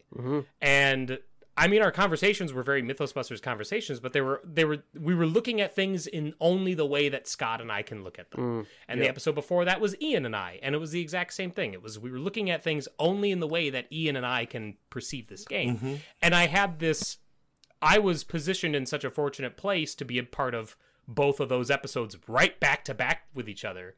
And I got this... what felt like the beginning of a kaleidoscope of like Mythos Busters perspectives. And I was like, wow, we really do, all 4 of us, and with Justin, obviously too, who's been behind the scenes for most of this. We all complement each other so well. And we all, like, just the interactions and the perspectives and all that. I'm rambling awfully, and I apologize for that. No, say more. I'm This almost is- there. This is this is why I stick to just quips here and there. But no, this has been something that has been really special and very. I don't think that even if I wanted to, even if I tried really, really hard, I don't think that I could ever get this same kind of interaction, the same kind of relationship with another group. Mythos Busters has been really formative for my gaming in the last, over half a decade. Oh, Jesus. Yeah. And you guys have, Ian and Scott and Justin, again, for having not met you before this, like, you guys are my best friends now. Like, this is my best friend group right here. I talk to you all daily. We've shared so many stories and experiences over the years. I struggle to think of anyone like I live around or who I see otherwise, whose relationship I value as much as what we have here. So thank you guys for having me on here as long as we did. Thank you for not kicking me off earlier at any point when I said any of my dumb, stupid jokes. We were so fucking close. No. Really a moment right before Dunwich came out and they released any other weapon besides shotguns. I mean, we had the papers signed up and everything, and then you got the FFG job. We're like, whew, thank God that happened. Job's done for us. Yeah. Now there's no lawsuit. Honestly, I remember, Sean, you mentioned that any other weapon. I remember Lightning Gun coming out, and I'm like, damn. My whole personality. It's just straight up better than the card I've attached my whole wagon to. To this day, I have never played Lightning Gun. Wow. I'm just like, nope. Shotgun's my thing. It's gonna be my thing. So props for the commitment. I mean, it didn't take long for it to get eclipsed, but by like the bar and all that. But yeah, never played it. Yeah.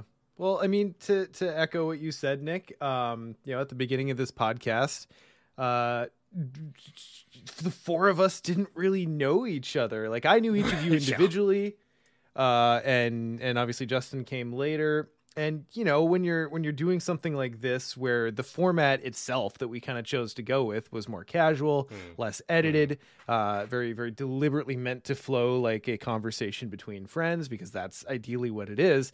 It was a little bit of a gamble to kind of like get the car rolling without everyone having met each other like officially first. And it has been great, because I kind of assumed that everyone would get along, but you don't see it happen until it actually happens. And I made a joke earlier, but it is so great that we've got this collective and everyone has become friends with everyone. And when scheduling got tight, we could have a show with any given two of us and it would work fine and just feel like it was those two friends talking, because that's literally what it was. And to that end, man, you are going to be missed in this dynamic. You have contributed so much to the tone of this podcast and to all of the projects and community building things that we've done. And we're obviously would never be able to replace that. We're just going to continue on with an empty chair in the corner. And yeah, I don't know.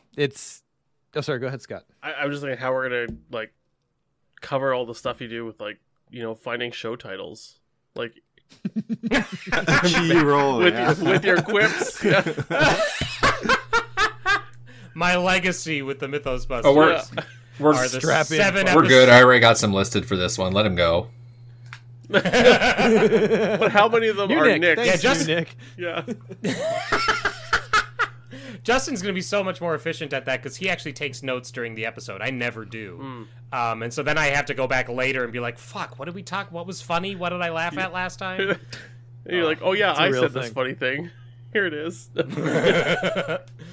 Like I said, my legacy with Mythos Busters is probably the 6 or 7 episodes that are just a variation of titles are hard, guys. 'Cause there's every so often we got one where I'm like, I gotta post this. I don't have it. Nobody has a title. Fuck. They're still hard. When you just sit and talk for 2 hours, not everyone's gonna have a banger in it. That's true. That's true. We'll have to But, bring you know, back that title at some point. Yeah.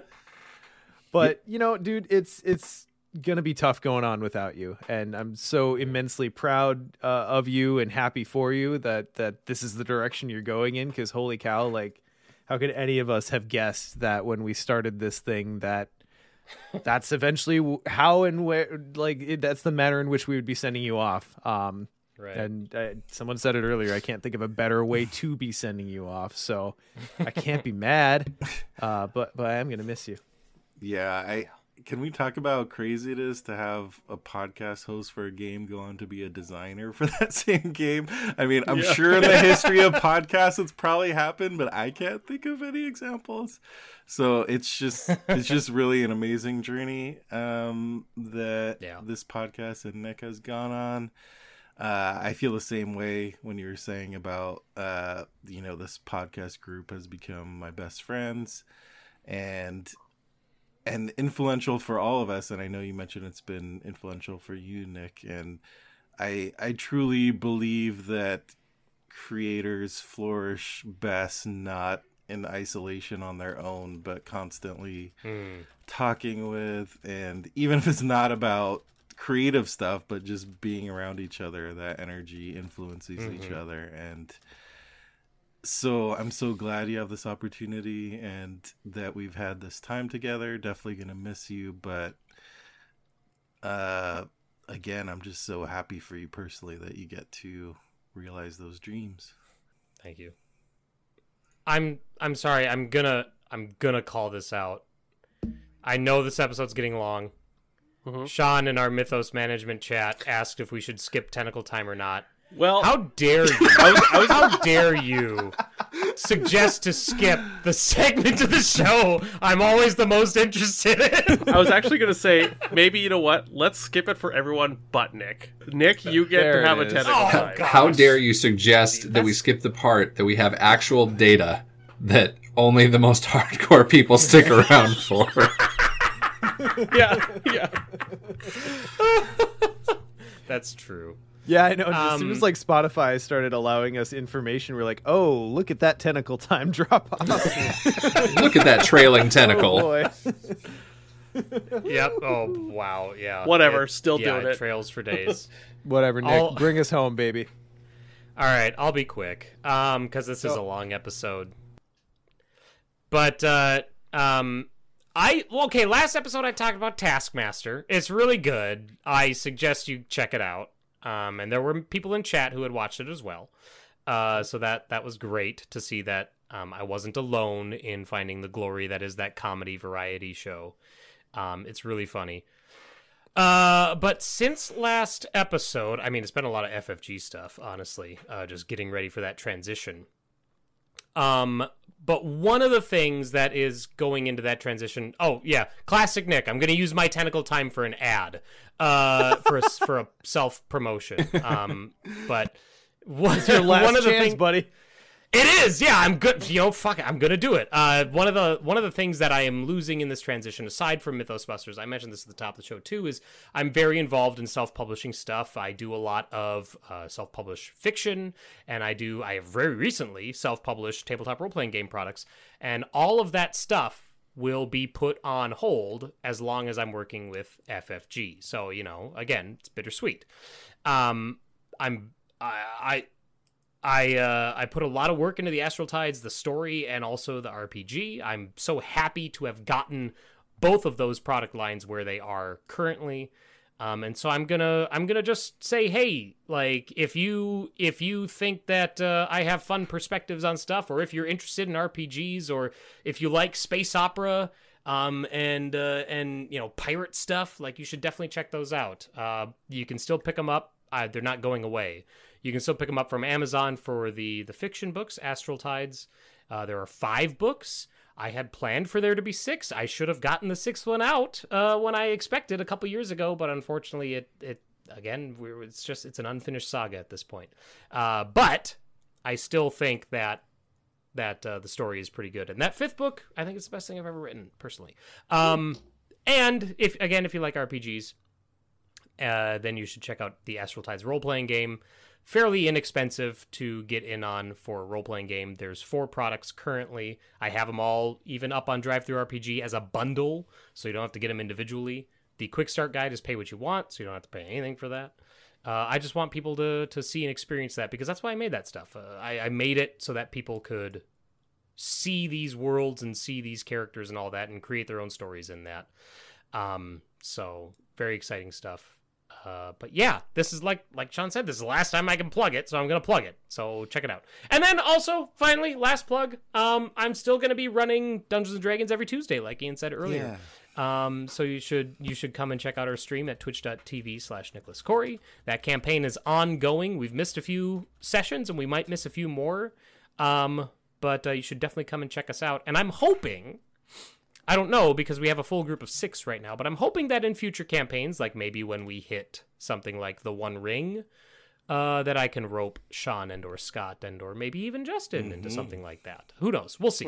Yeah. But we gotta get through D&D first. Anything is possible. You're right. So, but yeah, that's in true Nick fashion. My tentacle time is just telling people to buy my shit and watch my stuff. So, there we go.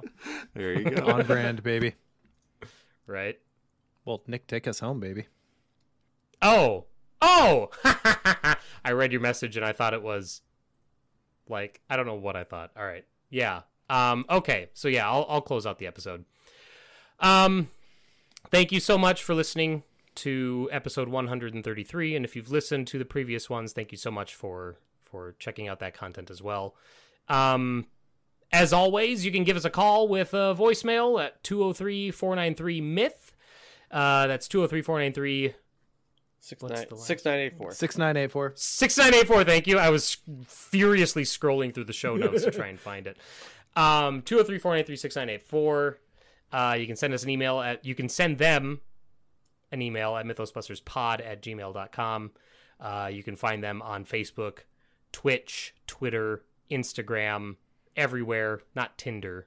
That's probably for the best. Well. Not yet. But yeah, thank you so much for this amazing 6 years on this podcast. Thank you so much for all of the support. And I am terrible at goodbyes. I look forward to the next time I can be on the show. Which we'll see when that is. Yeah. So thanks for listening. And we'll catch you all later. Love you, Nick. Bye, Nick. Bye, Nick. Bye, Nick.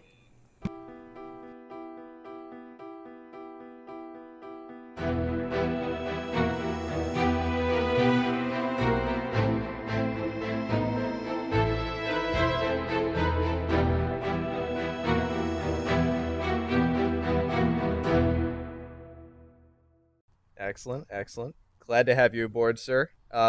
Moving on in alphabetical order, that would bring us to Nicholas. Hello. Yes. Gaming history. I'm a big tabletop gaming fan. Started with cards via Sean, so thank you for that, Sean. Thank you for sending my life down that route.